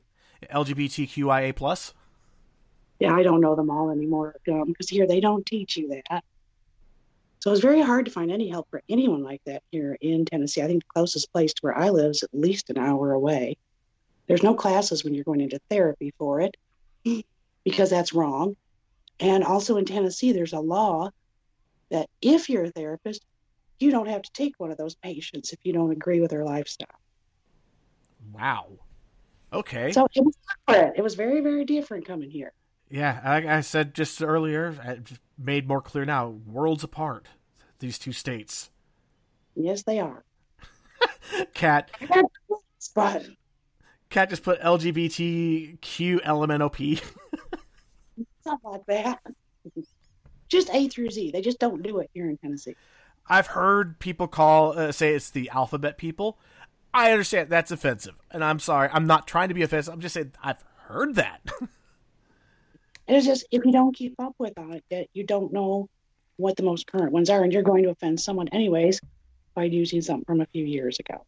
Right, and I mean, honestly, what I've noticed from most people that identify as part of that community, just saying LGBT is plenty. It shows that you actually are at least trying, and that usually goes a long way. Right. It's something that needs to happen here because it really, really doesn't. In a couple of the bigger cities, you might get a little bit more help. But when you're in a small city like I am, you're lucky to find a therapist in the first place, and to find one who would be willing to work with a teenager who has a lot of questions or has no support from family. You're not even going to get that from therapy here. I get the feeling that might be where you're going. Actually, I've thought of it, but what I would like to focus on once I do get my master's is I would like to get a postgraduate in PTSD, and I'd like to work with veterans. Oh, you just sang my tune there. What was that? It kind of broke up. There's no therapy here close enough for any of the veterans in the area for something like that. You have to go almost 2 hours away to get a therapist who has any experience with PTSD. Wow. That's actually shocking. It's a small area. There's a bunch of small rural towns, and even to go to the VA, it is an hour drive for me. Well, that's like my hometown. It takes an hour to get to Reading, and that Reading would be the closest place for that. Yeah, I don't think Reading had anything for the VA. You'd have to go down to Sacramento. Yeah, for VA is either go to Sacramento or cross the state line and go up into Medford. Right. Or so, Reno. Here, you have to go over towards Nashville because there just isn't anything over here. I mean, there's some clinics that we can go to, and that's about it. Well, not me, but when I take my stepdad. Wow. Just, again, So just learning. It's like, I've lived in California my whole life. I've only visited some other states. I've never been to Tennessee. So hearing these kind of stories, for me, it's a real big eye-opener. I'm sure there's people in the chat room like, you're so naive, E. Well, yeah, I am. I'm not going to lie. And it depends. When I lived in Michigan, you could find help for anyone just about anywhere, but except for the VA, because when my dad would have to go, it was still an hour and a half drive somewhere. Ouch. And that's why I want to focus on that, because they do have stuff for veterans, but they're so far away, they're so inconvenient for most veterans who are in rural or small towns that they don't have any help that they need.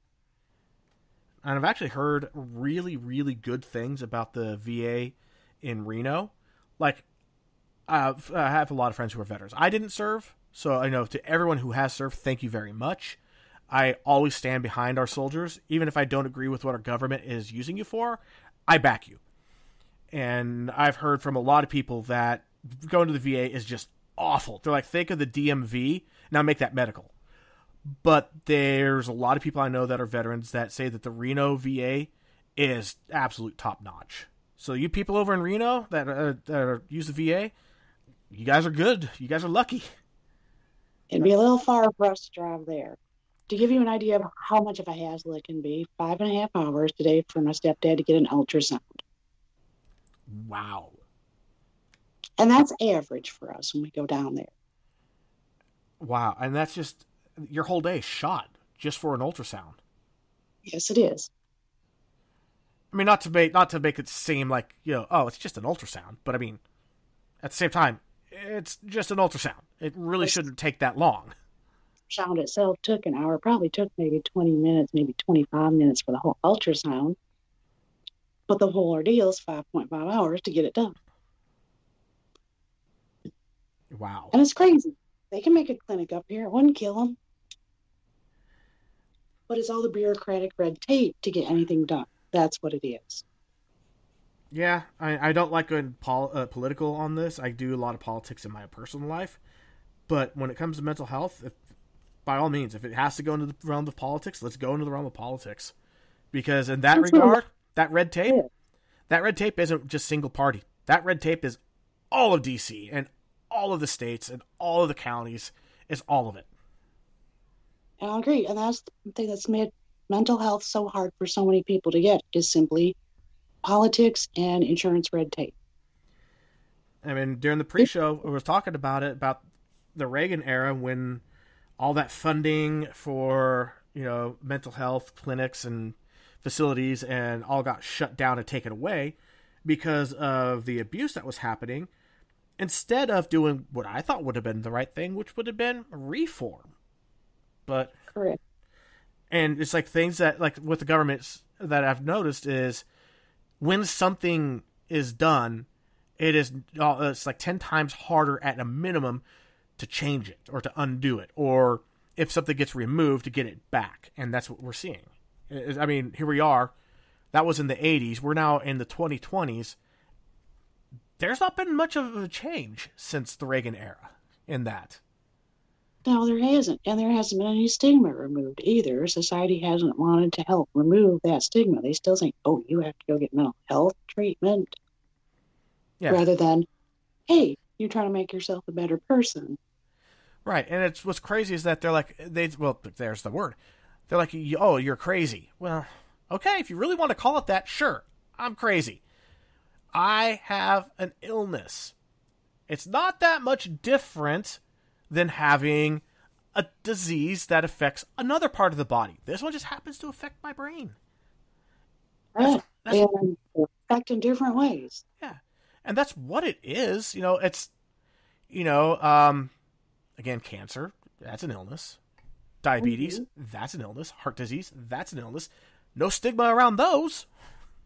And they're all treatable, but I think one of the reasons people get a little bit more tense around mental health is, well, with diabetes, you can take a couple pills. With cancer, you can have quick surgery and maybe take a chemo or treatment or two. And it's all better. Mental health doesn't work that way, and people don't want to put the work into it. They want the quick fix, and there isn't a quick fix. Right, they're like, oh, I just want the pill. Well, all the pill really does is kind of balance out the chemistry. When they get the right one, which that's kind of a crapshoot, it takes some time. Be patient with the process. Because once you get the right med, holy crap, is it a life changer. I agree on that one. And then after that, you need the therapy because you've been operating on a faulty, premise for so long that's just your default, and you need to retrain your brain to go a healthier path. Like I said in our pre-show, I went to the anxiety treatment center here in Sacramento, which we're very blessed to have an anxiety treatment center. There's not very many of them in the nation. And one of the things they talked about is, they can only do so much with therapy before they hit the block that, okay, you have a chemical imbalance in your brain and we need to fix that through meds. You need to go and get the proper medications in order for our therapy to be more effective. But what they compared it to is you've spent so much time walking through this field that you now have this path that takes you to an unhealthy place. But that path is clear. It's beat down. It's packed. Even in the rain, it's not like it's all super muddy. It gets a little slick, but you're still able to travel it safely. Well, now you have to take a new path that's healthy to take you to a healthy location. But that requires you walking through weeds that are up over your head. And you have to keep going through that path and keep going through that path deliberately. And you have to dedicate yourself to recognizing when you're going down the easy path and divert and take the hard path. Eventually, it gets beaten down, matted down, the grass all dies around it and makes it the easy path. And the old path starts to overgrow and become the hard path until it becomes your default. That's right. What therapy ultimately boils down to, is getting you to be able to take that proper path. And the medication could be a machete. Correct. And it's not 20 visits a year and you're done. And it's not take these 2 pills and you're all better. It's each person is individual. Yep. And some people, like when I first heard, I had her name, an actress that Holly Berry. She was talking about how she accepted that she's going to have to be on meds and have therapy for the rest of her life. When I heard that, I was in my early mid-20s, and I thought, wow, that's kind of nuts. I mean, shouldn't you just be able to get over it? I didn't know. I was naive. I hadn't been diagnosed. I was definitely suffering from depression and anxiety at the time. But, again, the stigma. Here I am today going, you know what? She's probably absolutely right, because me, I am likely going to be on meds for the rest of my life and going to therapy for the rest of my life. And you know what? It's not optimal, but my life is better for it. I will live with that. Because what the other option is just ain't worth it. Yep. We'd also mentioned Dr. Bruce Perry out of the Child Trauma Academy out in California. I got training in NMT, and that's Neurosequential Model of Therapeutics. And it's something that was worked with Dr. Perry and children of trauma, which are usually children in child welfare, about how to retrain your brain. And he'd come up with an entire grid of how to put a child where they are on a level of trauma, as well as how it's affected the development of their brain, which from there affects how their mental health will be throughout their life. It's a lot more than what I could go into right now, but NMT has proved to be beneficial in helping younger children and teenagers retrain their brain to hopefully rely less on medication and therapy as they get older, but treating their trauma and treating it in a way for them to redo those synapses in their brains to help them get better as they get older. That's awesome. It's a lot, and he's been doing it for years. I only had a 6-month course in it, but it's an amazing therapy. Right now, he only works with, pardon me, he only works with children who've had trauma through child abuse, sexual abuse, those type of things. Still, I mean, if you can learn the technique, I'm sure that even he's like busy doing his part where he likes to focus on, others could pick up his work, his techniques, and use it on other parts. You can actually go down to his Child Trauma Academy and get a certification in it, which obviously is a lot more money.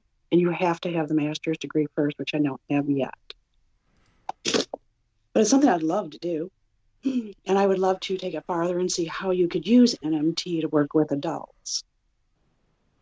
That would be pretty cool. And Drummel actually came in with some comments here, saying that it's hard for him to find a PTSD therapist in his area, and his town is bigger. They make it impossible for people to get help. They want people to survive on their own.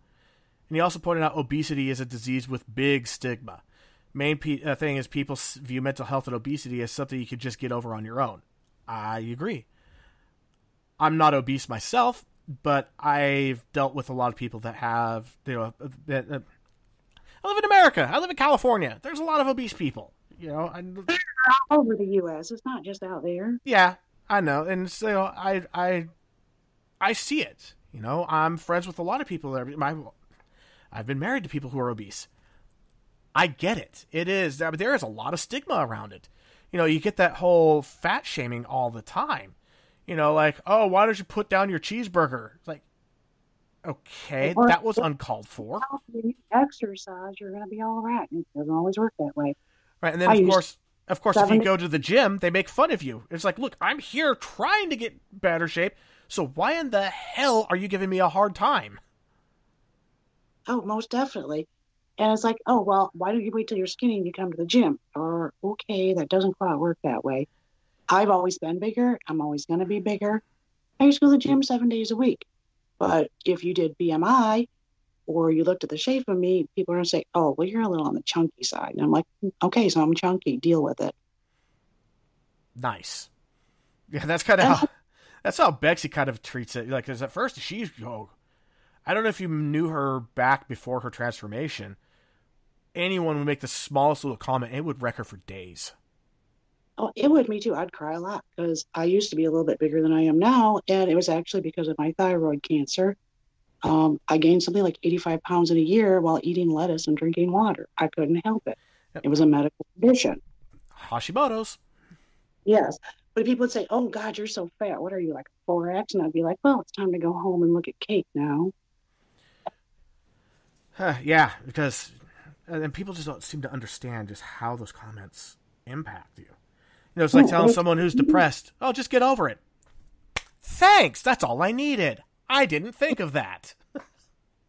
All those years of trauma, and all I had to say was, oh, get over it, and it'll be all better. It doesn't work that way. Just the same way as saying, hey, put down the cake, fatso, is not going to make you a skinny person. Right. There's more than a reason why people are bigger, and understanding that everyone's going to be different. If we were all the same size, we'd be pretty boring. Just like if we all thought alike, we'd be pretty boring. Hey, I saw it was I don't think it was Far Side, but it was something a little comic along those sides, where he said, "Look, it's obvious that God loves obese people. Otherwise, He wouldn't have made so many." And I'm like, that's valid. I like that. That's actually really cool. Yeah, maybe God hates skinny people. I don't know. Oh no, He's made a lot of them too. Yeah, I was a twig that couldn't gain weight.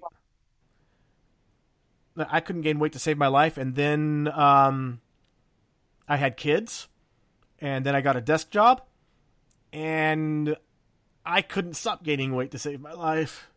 Although now I'm losing it again. I'm much better off. Like, I never really got to obese. I got close to being clinically obese, but I never crossed that line. So I'm very thankful for that. But again, I understand when people get there. I mean, it's the first time I realized, oh my God, I've gained. Like, my first words to myself was, oh my God, I'm fat. It hit hard. It does, because you don't see that. It's what you look in the mirror and what you see. And I always saw a skinny person because that's what I was in high school because I was so active. Yeah. And then when I started getting bigger, I didn't see that. Now, even me, I'm not as big as I used to be. But I still, when I look in a mirror, I see, oh my God, that's a fat person in there. So I have to tell myself I'm not fat. I'm just me. And you have to think that way. You really have to change your thinking. Yeah, I'm not fat. I'm delicious. There you go. I'm better than chocolate cake. Hell yeah. You want a good steak? I'm your guy. There you go. Cut the fat, kill the burger. That's the truth. All right, sounds good. Yeah, no, I'm okay with my weight. I am. You know, I just, it is what it is. I had to accept this is who I am, but I have the power to change it. So I've been changing it.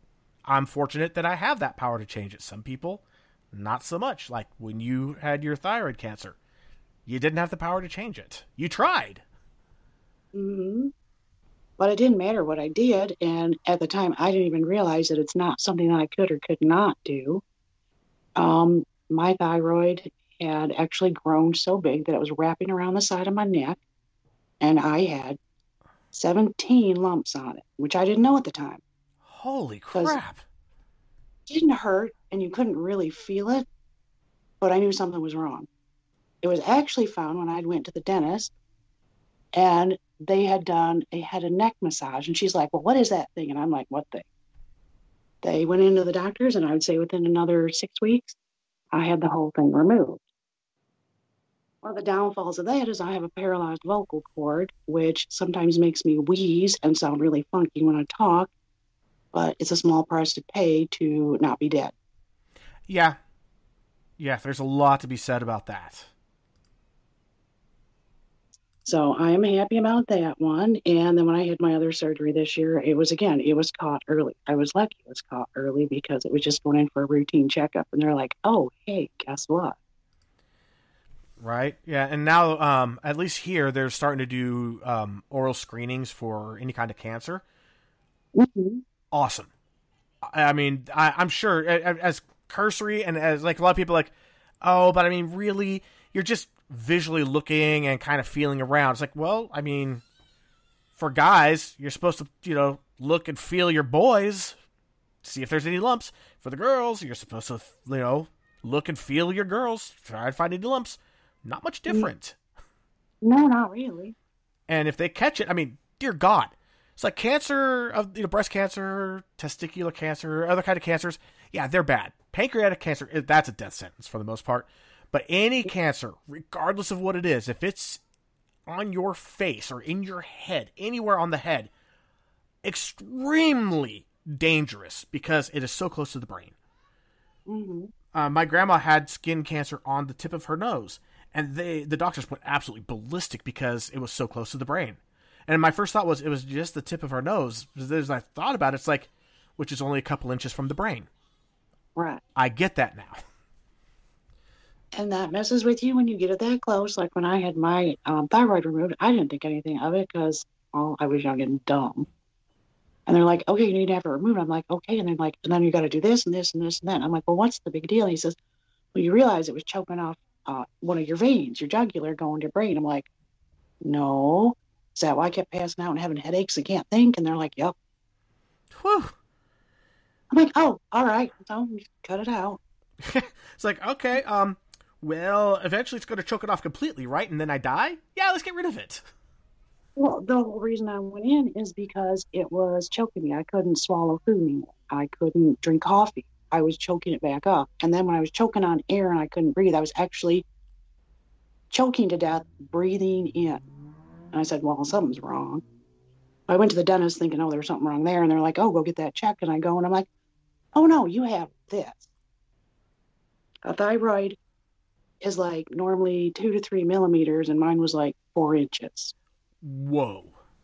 All right, for people out there that aren't familiar with making a quick conversion, 2.5 centimeters to an inch, roughly. Yeah. No, millimeters. Yeah, I know. Which was, it's 10 millimeters to a centimeter. Right. So basically 25 millimeters to an inch. So and mine is 4 inches. Yeah, so that's just a lot over the normal. Oh, yeah, and that affected everything. If your thyroid is really, really out of whack, you can actually act like you're a bipolar person. You'll have the same kind of episodes as someone who's bipolar. Yeah. So I just figured it was a bitch, and it turns out, no, I had a bad thyroid. Yeah, I was talking to someone that has, Bexy. I'm just going to admit it. And she was talking about, because Hashimoto's is a thyroid attacking thing. It's an autoimmune disease specific to the thyroid. And, it attacks her whole body, but that's where it's really at its worst. Mm-hmm. And I started talking about my symptoms with my mental health, and she's like, have you had your thyroid checked? And I was like, no, why? She's like, because... And she explained it, and I went, oh, crap. So I went and got some blood work done. Fortunately, I don't have a thyroid problem. Now, it kind of would have been nice to be like, hey, there's the answer, that we can treat that. No, it was, guess what? You might be bipolar. My doctor's still on the fence about that. And we're trying different things now. But, yeah, right now, I'm actually without insurance until January. Wife just changed jobs. I stay-at-home dad right now, so I don't have my own insurance. I just have hers. But, yeah, we're going to go back and revisit it in January to see. Because, again, bipolar, that's an answer, and it's treatable. But it's a lot easier and more direct, that's more specific to treat a thyroid issue than it is for bipolar. Because bipolar, it's like, okay, well, it's a crapshoot. This med might work, this med might work, this med might work, this med might work, where they could go and do a test on the thyroid and be like, these are the meds you need. Well, even that is a little bit of adjustment, but it's far less than anything with bipolar. The problem with any medication you try with bipolar is you have to first take it, let it get into your system, then see how it works. And if that doesn't work, start the whole process over again. Yep. It can be a couple of years. Yep. And also with the whole bipolar thing, as I'm learning too, it's like with any kind of med for mental health, especially for those who are listening that haven't been prescribed any of these meds or haven't done it, even though you've been prescribed. I get it. I was prescribed my first time and I just refused. You'll get the side effects almost instantly. You don't see the benefits until later. And that's kind of scary. And you can't just if you have the side effects and you can deal with it, you can't just knee-jerk go, nope, I'm not doing this. The side effects can go away while it's building up. Your body starts building up a tolerance to the side effects, and then you start building up to where you start getting the benefits. So you kind of have to suffer through side effects for a while before you realize it's going to work. And with bipolar, those meds, for lack of a better word, even my doctor said it, they're nasty. Mm-hmm. They are. They're tough meds on a system, on a mind, on everyone around you as well. It's not just that person. It's the person around you that is affected too. Yeah, and with me, when I'm on my antidepressants, whether I'm on it or off of it, I don't notice much of a difference myself, but the people around me absolutely see the difference. So I have to go off of them. Sometimes it's really hard to be able to judge yourself. It just is. And sometimes you're like, oh, why is that person looking at me weird? Every day those kids come up to me and they want something. And then one day you realize the way your kids are treating you are different than what you're used to. And that's what triggers you into something's not working right. Right. But it's a lot of times you realize the people around you, they're so used to falling back in those predictive behaviors that people don't realize when something's going wrong. Right. And also, at the same time, when things go right, you're a different person. They're going to treat you differently. And that might still scare you and make you want to go and drop the med, even though the change is positive and the people around you are trying to adjust to it, going, wow, we don't have to be afraid of behavior X, Y, and Z anymore. Or we don't have to watch out for this happening anymore because they're gone. And this is good. It's true. And it's all a crapshoot, and it all takes a long time. It's nothing you can do fast. And again, to be fair, it's not exactly a crapshoot. It's a educated guess, but there's a range. You know, it's not like they just go, okay, well, you have bipolar, so I don't know. Let's go ahead and throw Prozac at you. Well, Prozac's an antidepressant, and yeah, you should still treat the depression part of it, but that's really not going to do much for the bipolar. Usually it's a medication cocktail, and people don't want to take that many pills at once, or they just want something that's a quicker fix. Like, I want to take one pill and be done. That's what I can do with my blood pressure. Yep. You take a blood pressure pill, and usually within 24 to 48 hours, your blood pressure stabilizes. And that's how people want mental health to be treated, and it can't be treated like that. No, you really, for the listeners that may be unfamiliar with all this, and I know a lot of our listeners are fully aware of this, when it comes to mental health, you only get out of it what you put into it. Yes, that's true. Them's the breaks. You've got to put the work into the therapy. You've got to be honest about how the medications affect you. You've got to be honest about those feelings and emotions and behaviors when you're on them. Because if you're not, you're never going to get better. And most important of all, and this is my biggest barrier, because when I was in a group therapy at the anxiety treatment center, one person that I absolutely love her, she's an amazing person. She was a patient as well, called me Dances with Words. Because I'm really good at hiding how I'm truly feeling behind my words. And I can absolutely pull the wool over the eyes of even my therapist. Like when I finally, with my doctor, I got to the point, like I start out blatantly honest, but I don't know why I wind up becoming less honest through successive meetings until I finally get to a point and I'm like, look, here's the real deal, and just everything comes out. My last two doctors were actually stunned because they were like, I really thought that you were being completely honest. Like, look, I see you an hour a month or an hour a week. That's easy. That's easy to mask. Problem is I mask myself 24/7, 365, and I've gotten good at it. And that's why I can fool people. And that brings up another thing that needs to change is how often someone can see a therapist. Yep. Again, it's not 20 visits a year and you're fixed. It's not every other week.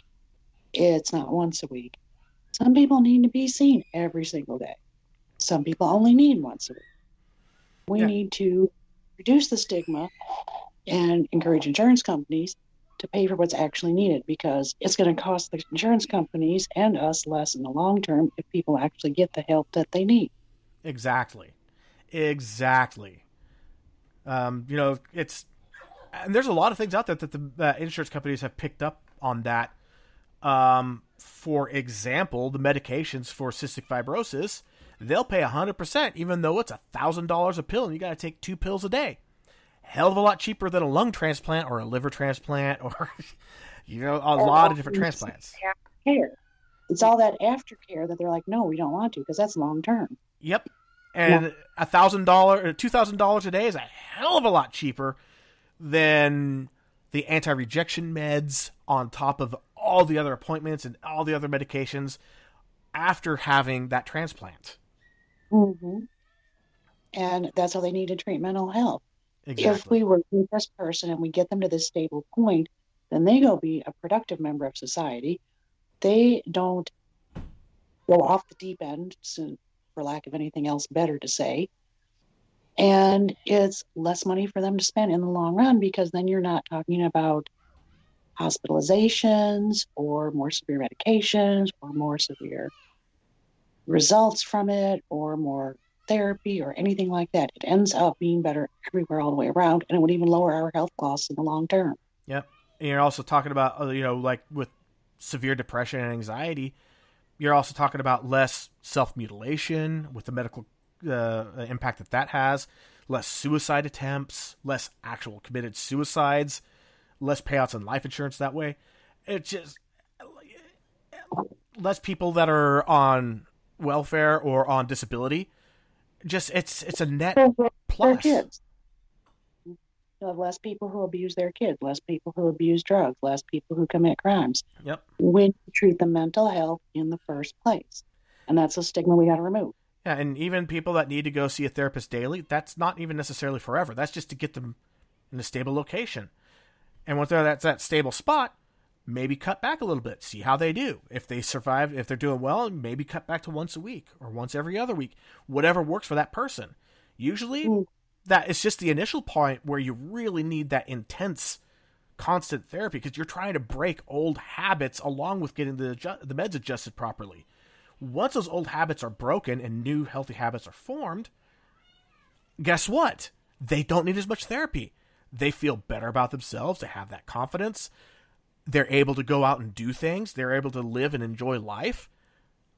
Less therapy is needed. It's a very positive feedback loop.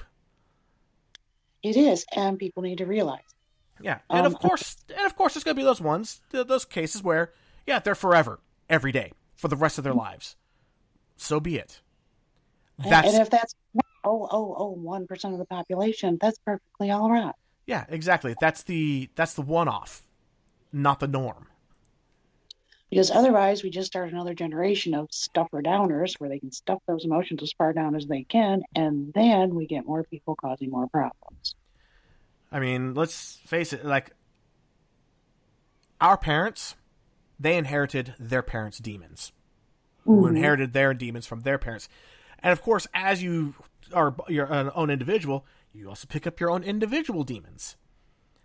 I got a lot of demons from my parents. I'm not going to lie. I've been working as hard as I can to try to eliminate as many as I can so I don't pass them on to my kids. Unfortunately, they're going to get some of my demons. That's just an inevitable. My goal is to make sure they get less than what I got in the hopes that they give less to their kids in order for their kids to give less to their kids and make it a positive cycle. My dad, he broke a cycle with his own family as far as how discipline was dished out. His discipline there, he was a kind of a disciplinarian. I mean, ex-army. He served 3 years, Vietnam War era veteran. And he really likes things kind of regimented and tucked away and all that. Like what you see from people from the military. I am not that way at all. I got some of his demons. But he did something that his dad never did. He told me that he loved me. He didn't just come home and say, okay, honey, which kid do I have to beat? Because that was how it was from what I was told by his family. His dad got home, asked the wife, okay, which one of the kids gets beat tonight? Which one's misbehaved and need it? It was never that way. He broke that cycle. And so I took it the next step with my kids in the hopes that they take it to the next step with their kids. And I agree with that, definitely. And we do have to break those cycles and those demons. My mother's absolutely anti-mental health. She doesn't believe in any of it. She doesn't believe in PTSD. It's like, well, you just get over being depressed and you're good with that. You don't have that mental problem. You just have to think better. Or one of her favorites is you have to pray. Because if you pray, everything's all better. Yeah. Okay. I'm a lot more different than my mama. Because I do believe in mental health, and I do believe in getting therapy, and you need it, and some medications if you need it. It's at the point where I've got my psychology degree, and I'm working on my master's in therapy. She still thinks I'm crazy, and I should go find a real job with a real degree. You're kidding, right? Oh, no, I know you're not kidding. So we agree with on that stuff, but I still love her to death, and she still loves me. She's never told me she loved me. I get where that comes from. But I make sure I tell my kids all the time.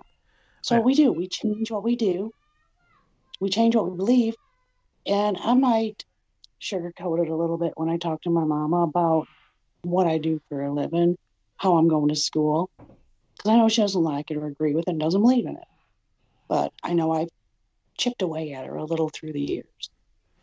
Yeah. My sister and I have chipped away at my parents a little bit, too, on some things. Because she asked my daughter one day, she's like, are you sad? Do you want to talk about it? I'm like, really? You'd ask my daughter that? Hey, that's a hell of a lot of improvement from what you got. Yeah, it is, because mine would be like, shut up, quit your crying, or I'll give you a reason to cry. Oh, so God, I hate that. it was their generation, and it's what they did. Yeah. I think that's what more people need to understand as well. Different generations were raised different ways, had different beliefs. Doesn't make them wrong. No. It just means that's how it was when they were younger. And that actually brings me to something that is a problem that I see very heavily, not necessarily with our generation as much, but the next generations, like the millennials, the Gen Z. Although I'm not trying to bash all of them, I'm just saying this is a trend I have seen, is that they will absolutely harpoon like Gen Xers, baby boomers, and the greatest generation people for their ways of life and beliefs that were socially acceptable and normal for that time. They may not still hold those beliefs today. They may have come a long way themselves. Do not harpoon people for believing and behaving in what was socially normal for that time. Most of them didn't know any better. I just actually had to take my daughter to task for this because she was being quite rude to my mama, because my mama does not believe in education. She got by without one, and she doesn't believe you need one. She thinks it's dumb. Survivor's bias. Right. And well, my mama has a 9th grade education, and her mama had a 5th grade education, and they always did well in life. But it was also a different time in this world. Oh, yeah. And I have a degree, and my mom always said, you and your education. And my daughter's in a master's program right now, and they were kind of going at it. And my daughter was making fun of her for not having an education, and my mama was being mad because she had an education. And I'm like, you know what? You guys got to stop this. All it is you were in different time frames. That's it. Exactly. It's not wrong. Just like our beliefs in mental health. Different time frames and different eras believe different things about it. But it didn't make it right or wrong. It's just that's what that era was. Right. It's like, if you try doing that today, well, yeah, we know it's wrong now. Mm-hmm. But what do we know now that's okay that's going to be wrong 20 years from now? Right. And you have to think of that. What is my granddaughter when she's 26? What is she going to think right versus wrong? I know I'll be the crazy one then, according to her. Right. And again, that's why I kind of brought it up now. That's one thing that I love about my kids is I'm always trying to make them that kind of awareness, let them know just because it's wrong today doesn't mean that it was always wrong. Like I absolutely hate how they're editing and censoring like the Warner Brothers cartoons and the Tom and Jerry cartoons. Yes, if you were to make those cartoons today exactly as they were back then, you would absolutely see these people getting just raked through the coals, have their lives absolutely ruined. And honestly, rightfully so. But back then, that's what it was. And if you erase history, you're doomed to repeat it. I say that 1,000 times a day, and nobody ever listens to me. And I mean, there's colleges now that are trying to erase we're trying to erase our racist past. Don't erase it, archive it. Right, archive it. Admit that it happened and that you moved forward. That's all you got to do. Yeah, because then you know what happened, you know what you don't want to happen again, and you know where you need to go. Right, and always accept the person for who they present themselves as at that day, not who they once were, as long as they show a pattern of they don't tend to go back on old bad behaviors. And you can take a step back. You can fall down a little bit as long as you keep trying to move forward. Right. It's like I've known people who, when I was a kid, they were racist. Today, not even a hint of racism in them. It was a long, hard-fought battle, and I helped them as much as I could, my family and my friends and all that. We all helped them. And now, I mean, you go and you ask them, hey, that whole thing, do you have a black friend? They're like, yeah, some of my friends are black. And that's it. And that's a normal answer. And you can't do well, that's exactly what a racist would say. What do you want them to say? No, I don't have any black friends, because that's racist. I mean, come on. Right. And I have lived part of this too. My stepdad is black.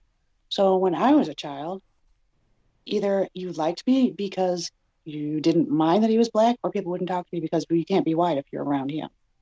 I never could figure that one out as a kid. I couldn't figure out that there was supposed to be a difference because that kid had darker skin than me, and that kid's eye shape was different than me. I just didn't get it. I hated that people tried to teach me that, oh no, they're different. People in this category do this. Really? Because I'm pretty sure we're all just people. Mm-hmm. And that's how I always thought, because I was in a household where there were people of different color and we all lived together and we all did everything. We may not agree, but that wasn't too often. Usually it was me wanting to stay up late and they said no. Right? And but I know I always thought it was normal. Like when I was with my dad and his PTSD and how he acted, to me that was perfectly normal because that's the way everyone's lives were. And then when I was at my mom's house, well, everyone has a different color when they're in that house. It wasn't until I got to school that I realized I have a really different life than most people. Yeah, you do. Or you did, and I'm sure you still do. I mean, just because you're not living that today doesn't mean that it's still not a part of you. Right. Well, I mean, here I'm in Tennessee and I'm still taking care of my stepdad and my mama, so. And that's awesome. Because if I could sit in their house all day long and they would probably watch TV I don't agree with, and then they'd call me up and yell at me about it. Yeah, no, right now, every Friday I go and I sit with my father-in-law. His wife passed away earlier this year, so there's always a family member there because he had never been alone. Mm-hmm. And I go there and I show up and we watch Walker, Texas Ranger. Then it goes to Laramie, and then it's the rest of the day is just a solid marathon of the Tales of Wells Fargo. And I have to admit, I kind of like it. we sit, we both take naps throughout the day. We'll get up and we'll go play a little bit of pool. He has a pool table. But it's nice.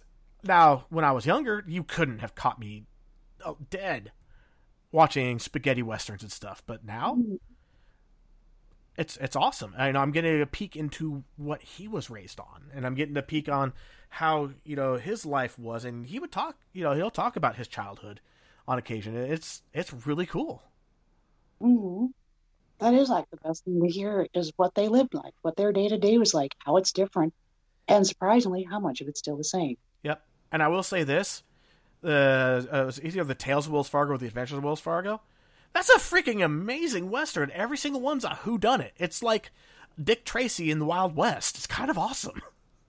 Mm-hmm. They were good. My mama likes Bonanza, so we watch that a lot.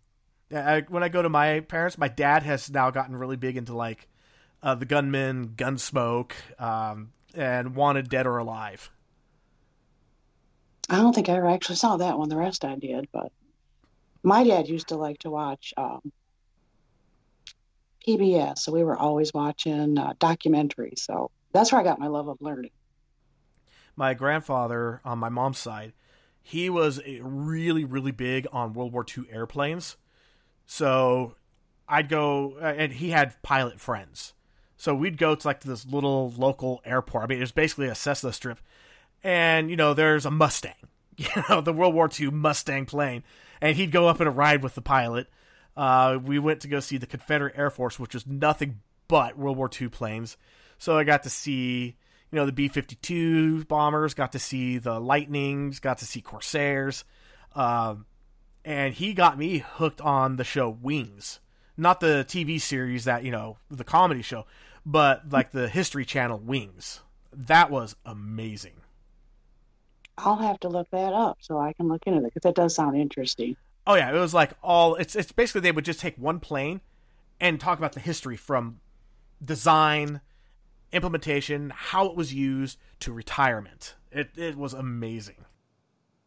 I'll definitely look that up because I love learning, and I've actually been into planes lately because of someone else that I know. So I'm always trying to find planes to see if he can identify them. Yeah, I may not remember the exact, there's the P-58 Mustang, I think, and the P-38 or P-37 Lightning. I'm not very good at that part, except for, more of the modern fighters. Like, if I see an F-14 Tomcat or an F-15 Eagle, oh, hell yeah! Those are my favorites right there. This is my planes. They've got wings and they're up in the air. What's really cool is there's a guy, actually, there's a number of neighbors that we have. They all have those, $350 model airplanes. Battery powered, and we're like a block away from a school. So we just go down to the school field, and there's all these planes just buzzing around everywhere and drones. It is so awesome. I got a great neighborhood. My kids are their jaws drop. The last time my 3-year-old Greg, he actually got to go and play with one of the planes. You know, he didn't get to fly it, but he got to go up and touch it and play with the fin and play with the ailerons and play with the flaps and stuff. So he had a blast. So he didn't grow up on an airport. Oh, yeah. Actually, what's funny is that when I lived in San Diego, I lived over in the El Cajon area, and one of the places I lived was in the landing pattern for the little Cessna strip that was there. And my now 19-year-old, when she was a kid, she did a little bit. We taught her some sign language to help her with being able to communicate with us to make things easier and less stressful. And her favorite sign in the world was airplane. Every time a plane would come, you know, engine down to basically idling as it comes right over just right over the property we're at, she'd go running up to the screen door and start signing airplane as she was watching it cruising through the air. Oh, that is the coolest. That is awesome. And then I got into model rocketry, and actually this Saturday they're doing some rocket launching at the school, so this is going to be awesome. Well, while you're doing that, I'm going to be watching drag racing because I like that. For some reason, watching those cars and hearing the sound of them, that just relieves stress. The greatest thing in the world, in my mind, are those funny cars at night. Oh, those are awesome. I love those. The flame wings that shoot up like 2 stories off of those things are just amazing. And I love the top fuel, but my favorite's the funny cars. My dad's favorite's the stock cars. Mm-hmm. I like them all. I just like to watch them because I like to see how fast they can go because I want to take a car that fast one day. Yeah, me too. I just love that bah! And they're just gone. Maybe that's just because I want to be gone. I want to go somewhere so I can travel more. I need a fast car. Now I just got that 80s or that 90s song stuck in my head. Which one? Tracy Chapman. Oh, yeah, that's a good song. I like that one. But no, I don't want to run away like that. That's almost like a mental health song. Yeah, kind of is, actually, thinking about it. Mm-hmm. Oh, just we're back on music really fast. You want a really disturbing song? Like mental health? Holy hell, what's wrong with you? Possum Kingdom by the Toadies. I'm going to listen to that after we're done with this. All right, so listen to it. Then go ahead and, you know, I don't want to tell you what the song's about. I want to see if you can figure it out. All right, I'll do that. But you've got to listen to In Chains by Shaman Harvest. In Chains by Shaman Harvest. Mm-hmm. That's a good one. All right, I will check that out. I'm just curious if you'll figure out what that's what the song's about. I'll reach out to you tomorrow through Skype when I kind of get the idea of what the episode stats are like, because I like to share that with everybody. You know, because when I say those just went off on every subject possible, they were just talking this and that and that and this. They kept coming back to mental health, and then they'd fly off again. Yeah, that's just kind of how this podcast has kind of become. But again, it's like I told you from the beginning, it's mostly guest driven. This is the most I've talked in a podcast in a long time. That's not one of mine. Well, that's all right. I don't mind. Because that's the first time I've ever been on a podcast, and I really wasn't sure what to expect. So I was just kind of like, all right, I'll just get on here and don't make me talk the whole time. Yeah, and you know that was your status of that. I was like, okay, I'll talk more. That's not a big deal to me. Works for me.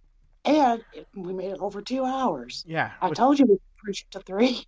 Yeah, no, we're going to have to wrap it up here pretty quick. One thing I would like to try to do, if you're okay with it, and I'm pretty sure that the listeners would love it, I would love to get you and our regular that comes on, Rachel Conway, on together to talk about, you know, the whole thing about the schooling and for therapy and becoming a therapist and all that. She is a licensed therapist here in California, really good friend of mine, and she usually is on every season. This season, things got busy, she couldn't make it, but I would love it maybe next season if we could get the two of you together just to talk shop and just compare notes and theories and philosophies. What was that? I would love to Well, and we could just compare what are the different requirements just to even get licensed in the different states. Yeah, I would love. Tennessee requires less classes. Right, and I also have two cousins that have PhDs in psychology that I would love to. I would love to see if we could just get like a big powwow with all you guys. I'd love to do that. It worked for me. Most of my master's degree was taken in California. I was over halfway done out there. Nice. So I would probably have a lot of experience, at least education-wise, the same as what they got. I'm sure. But again, at the same time, you get exposed to different things when you get out of the classroom and probably start developing your own philosophy on how to treat people and see different methods in use that, like you may have seen some things that Rachel hasn't seen, and Rachel may have seen some things that you haven't seen. And I have one of my cousins who has the PhD. They're trying to get in with the prison systems to do therapy for inside the prisons here in California. And the other one has a PhD. I don't know where they're going to go. I think they might be trying to go on more the educational side of things. And I think it would be just a great thing because each of you have different goals. Different goals, different experiences. And now that I'm in Tennessee, like I said, everywhere I look forward to try and get an education is heavy on Christian conservative. So it's harder to find something that's going to be more open or even more accepting of some of the stuff I learned out in California. They're going to look at it like, no, that's not what we do here. Right. Whereas, there's definitely some benefits to, accepting that people can be LGBTQIA+. Just to throw that out there. Because, you try telling someone that they're not and they truly are, that's not necessarily a good thing. Or the fact that there's that law in Tennessee that says as a therapist, you don't have to treat them. You can deny them service and deny them therapy just because they are LGBTQA+, whatever other ones is. Right, and and the kind of way this is something that I picked up from a journalist that I listen to all the time, where he moved to an area that the politics are very different than his own personal politics. So, as he says, he's like, look, I will do what I do, but I refuse to try to change the politics of the area because it works for the people in the area. I don't want to bring my baggage to them. So I'm thinking, well, what would be wrong with having a bunch of therapists that go out to Tennessee who are more open for the LGBTQIA community, but they don't necessarily try to push to change the laws. They're just like, look, we'll take you. We accept you. And there definitely more of that in here. Tennessee is a conservative state. I tend to be more in line with their politics here. But I also believe that everyone deserves to have treatment. Right. And it's all it takes. Right. And again, I'm not saying have these people go out there and start, harumph, we need to go ahead and change the politics of this area. We need the people to be our way, period. I'm saying, hey, you guys are doing your thing. Allow us to do our thing. We're cool. Like, we may not agree with how you push therapy, but at least you don't say we can't treat these people. Right. You can treat them and treat them in a way that's best for their mental health, not what's best for how you feel they should be treated. Exactly. So, if anyone's listening and is thinking, maybe I should move out to Tennessee to do that, do it. But please don't try. But don't try to get out here. You just got to get through the classes. Yeah, don't try to change the state. Just try to make the mental health more accessible. Just offer the service. Yeah, just make it more accessible. You know what? That will change the culture. And maybe it takes a couple generations. That's fine, but definitely need more therapists in this state anywhere for that, as well as more for PTSD. And that's what my love is being able to help someone who has PTSD. Exactly. And Kat just said, that sucks. But on the other hand, maybe better that they don't go to someone who is against them. I agree. I would, I would rather have a therapist that is accepting that, okay, you're bisexual or you're asexual or you're trans or you're pan or whatever. They accept you that's who you are, as opposed to, well, you're not going to try praying the gay away, but I guess I'll help you. Well, they'd try that here. Be like, let's pray and do therapy, so you'll be all better. And I think that's worse for people all around. Well, I guess it depends on the person, because I do know some people who are gay and very religious, or part of that community and still very religious. It works for them. Okay, then do it. If that works for you, more power to you. I also have an aunt who at one point was my uncle, who is now my aunt again. Don't ask. Oh, I already tracked that one. I've seen it firsthand. The whole reason she, who was he, who is now she again, is because she went to a church and they kept telling her how wrong she was. Because when she was a he was the happiest he had ever been in his entire life. And then went back to church, and then he became she, who says she's happy, but obviously isn't as happy as she was as he. Eesh. Yeah. Whatever. And I like live and let live. And that's what it should be. When she became a he, she had her best life. She made the most money. He traveled. He made money. He had found a relationship, his longest, best relationship ever. And he gave it all up because his church kept telling him how wrong it was. And he's like, okay, well, I guess I can't be this way. I got to go back to the way I was. And she is not nearly as happy as he was. Ouch. And I think I got gender right for most of it. Yeah, you did. You tracked pretty well from what I could tell. From my little knowledge, but when you were bouncing back and forth, you did good. Well, it's because that's where we lived and got used to it. Even though a lot of the family disowned him, I still kept in touch with him. I mean, it's kind of like... It wasn't mine. It's kind of like that whole Bruce Jenner, Caitlyn Jenner. Mm-hmm. They're Caitlyn now. She, her. Mm-hmm. Before the transition, totally fine with saying Bruce, he, him. Mm-hmm. Not everybody's that way. That's pretty awesome that, they did that. I'm going to just say they because we're talking about Bruce in the past and Caitlyn now, so.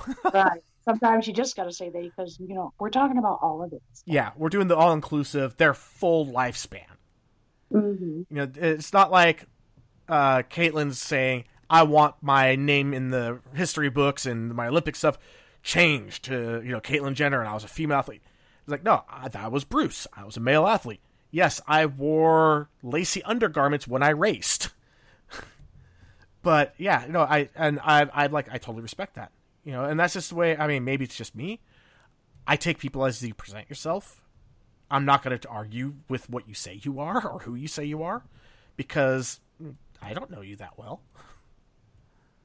And I agree. Take the person as they are and how they present to you. They're going to have a past. Well, you have a past too. Everyone's got a past. Doesn't make who they were in the past who they are now. And as long as they're happy, they're being truthful to themselves and you, and they're not harming another person, because do no harm's number one. Hippocratic oath. Right. That's how it should all work. All right, well, Miss Sparkles, I gotta say, it's been awesome. Oh, sorry, Sprinkles. I did it again. Other lady. Sprinkles. I'm sprinkling fucking sunshine all over you. Just like Bexy, I'm a ray of fucking sunshine. Exactly. She's the ray of fucking sunshine, and I will sprinkle the fucking sunshine all over you until you're happy. Now take it. Don't make me grab the funnel and put it up your ass. Exactly. Now you got it. Absolutely great having you on. It would have been nice had we gotten a little more into the mental health aspect for you. But again, you going into therapy, it seems that's where you wanted to go. So that's where we went. That's just the way this podcast works. It was absolutely great. We did get a good glimpse on, holy hell, 2-time cancer survivor. Jesus. Yeah. I better not have it anymore because I'm getting tired of that shit. I guess. Shit from not that shit. Yeah, I can see you get it a third time and you'll be like, I fucking told you, cancer. Third time's a charm, my ass. Get the hell out of here. But yeah, we probably should wrap it up now. My kids need their bath. It's getting late for you. Your cat's probably dying to go to bed. And I have to get up around 5:30 in the morning, so I do need some sleep. Just a little bit, though. Just a little bit. All right, so again, thank you very much for coming on the show. Like I said, I'll give you the stats tomorrow. And if you get the chance, I'll do it in like tomorrow evening. Go ahead and check out Possum Kingdom and tell me what you think the song is about. I'm actually going to listen to it when I'm done with it. All right, if you get it, I mean, it's one of those songs that if you really listen to the lyrics by the end of it, you'll probably get it. If you listen to it a couple times, I'm certain you'll get it. But like I listened to it casually for years, and it never dawned on me. And I sang along with it, and then someone went, it was actually my wife, she went, the song's about da-da-da-da-da. And I went, what? Listen to it again, I was like, oh my God! You get it. I do that with a lot of music because I listen to music. It's on 20 hours a day, sometimes even while I'm sleeping, I leave it on. Yeah, hey, I'm a musician myself. Music's my life. That's music, so I get that. All right, again, this sprinkles of sunshine up your ass. No. Thank you for coming on. I am putting the fucking sunshine on you. Yep. I am going to probably is during the our holiday break. We're going to take 2 weeks off for the podcast for the holidays. People are traveling. It's just kind of inconvenient. Plus, we'd like to be with our families and not to be like, okay, so Christmas is almost done. I got to go do a podcast. Pause. Just no. Totally understand it.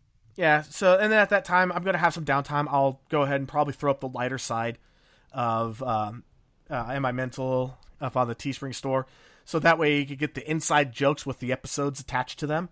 It was the skin babies. I was laughing so hard over that for days that I was like, you know what? So yeah, you should just work on all the internal body parts. Yep, and we got to get KZ on. Unfortunately, he totally flaked. Not the first time he's done it. It happens. Yeah, but I mean, again, it was just last minute. I was like, hey, can you cover? This is like Tuesday, just 2 days ago. And he was like, yeah, I'll try. But I mean, at least he tried. I was just hoping that you guys would be able to have a colon war. We will. The next time he's there and I'm here, it's a colon war all the way. Hey, get in the chat. He's responsible for the chat while I'm interviewing, so that you guys could have it in the chat room. I'll have colon wars. Yay! All right. Again, thank you very much. And to everyone that's listening, thank you for joining us again. We will be back next week with another guest.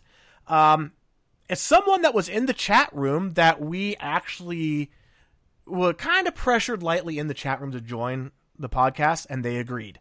It's going to be a great episode. I'm just going to go ahead and let everybody know that's listening.